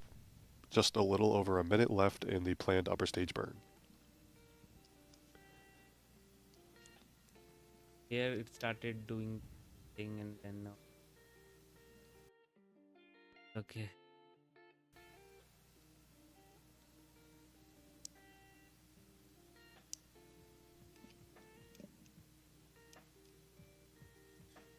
And after that, obviously the altitude is still increasing. If you are wondering, that is just coasting towards the altitude, but the velocity is decreasing. So that is an indication that it failed.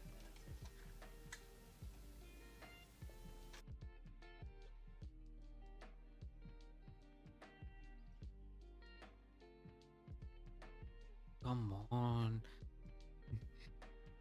These bots, I haven't had any issues with them. Seriously, I haven't had issues with them this much. They are troubling me so much this time. Replay time mark 6:21 mission close. User eyes I have seen that. I've seen that YouTube for. I've seen that. It does not it is there's nothing called aerodynamics, but I got your gist. You need to say there it's control. So yes, it lost its control at that point of time and had a issue. So okay, possible scenarios. Maybe going out of safety zone. I don't think so. The flight profile does not look like it, if that is a flight profile. Second thing, propellant slosh. It can happen for sure. That too with a pressure fed engine where the pressure is so much and there is no turbine to dissolve that big bubble. No. So yes, that can happen. Also, the third thing, the engine, some sort of software glitch commanding a engine shutdown. Anything can happen, but this was an abrupt shutdown. Obviously, it was not supposed to happen, and this rocket 3.3 is living up to its expectations of being a naughty boy. Dude, you have shown your shenanigans for 7 times now, and please keep doing your job. That's it. You need to do your job. You need to do your job. Now, I don't like to call you that rocket. You need to, understand it and do your job, man. Please, please. So, okay, all right. That happened. It is a heartbreaking, obviously, but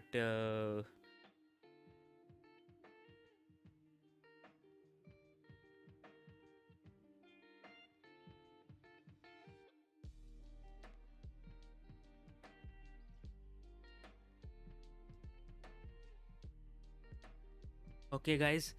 I think this is the pretty much about it for today. We have interesting. So guys, we have the Nuri rocket. If you remember the Nuri rocket, which is the next launch, the Nuri rocket is the rocket from Korean Aerospace Research Institute, and they launched their first rocket in 2021, but unfortunately did not reach the orbit because of some issue, and they are testing it for the second time, and on 15th of June we should be seeing their launch, and I'll try to give you all the insights and obviously try to stream it and do all the proper things which you need to see, right? So I'll be doing that and come up with a live stream, so do join me for that, and hard luck for Astra, but I'm pretty sure more they have now had like 2 successes out of 7 out of 9 launches, but good thing is they had 2 successes in 4 launches, last 4 launches, so that's a good thing. But every failure means an opportunity to learn, so I would leave to that only. Yes, opportunity to learn and improve your rocket so that anything does not happen in future. Where do I find the mission clock? 621 mission clock.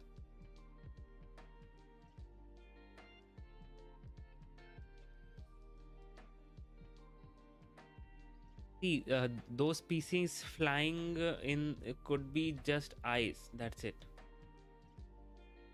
Okay, I don't think so that is a problem.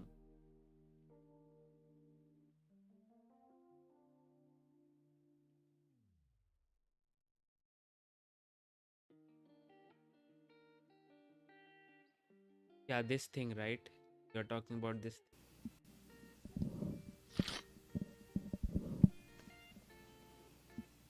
That is nothing. Well, like that is actually nothing. That could just be ice or some sort of. That is nothing. That has nothing to do with this engine problem. So yeah.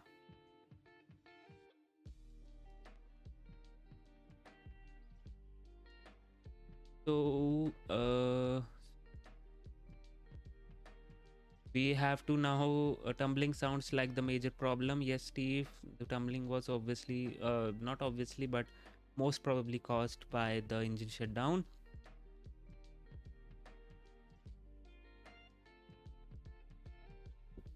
Those things which are coming out of the rocket could just be ice. We see that all the time in the SpaceX rocket, so I don't think so that's a problem. Those things are just particles, right? So yeah, that is not a problem. But yes, Astra is now they need to improve their game, man. If they have to stay alive in this competition, they need to really improve their game, because it is now becoming an habit of being failed. So I don't want to say this, but space is hard, obviously, and they will make a comeback. I am sure about it, because they seriously need some willpower right now, because continuing after so many launches very difficult. So good luck to them, and hopefully they'll be able to get us to see their rocket once again, and we'll see, and hopefully the next time we see it going above the sky into the space in flying colors. So dude, all ice already flown off. Do you know the second stage also have a liquid oxygen tank? That could just be may not be ice, because it was not in contact with the air, but it can be ice also, because obviously the pairing was also had its temperature controlled and air was there, so obviously, but can be ice, small amount of ice, or it can just be covering of the second stage, because second stage is covered with some material, some sort of sheet material, and that could have fallen off. Then Chandrayaan 3, so it is expected to launch no earlier than August 2022, but no earlier than August 2020. So don't, believe in that. I would say the August 2022 is not the date, because obviously it says no earlier than August 2022. So yeah.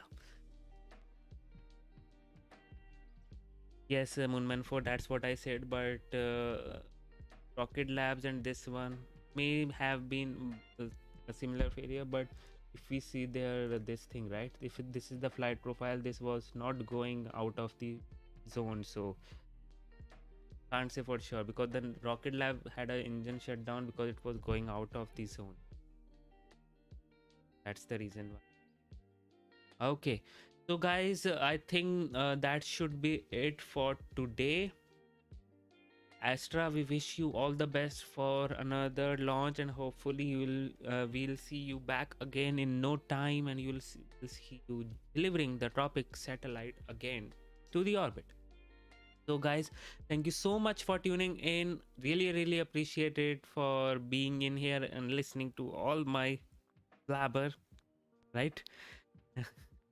And everything, and thank you so much for tuning in, and we'll see you next time on 15th of June, which is like not far away at all, just 2 days and all, and we'll see you with the Korean launch, and hopefully if I'll try to get the stream, and if I'll get the stream, then you will see the launch. So thank you all for tuning in. I will see you again on 15th of June. Until then, this is Priyan Shiroila. You just saw Rocket Yan.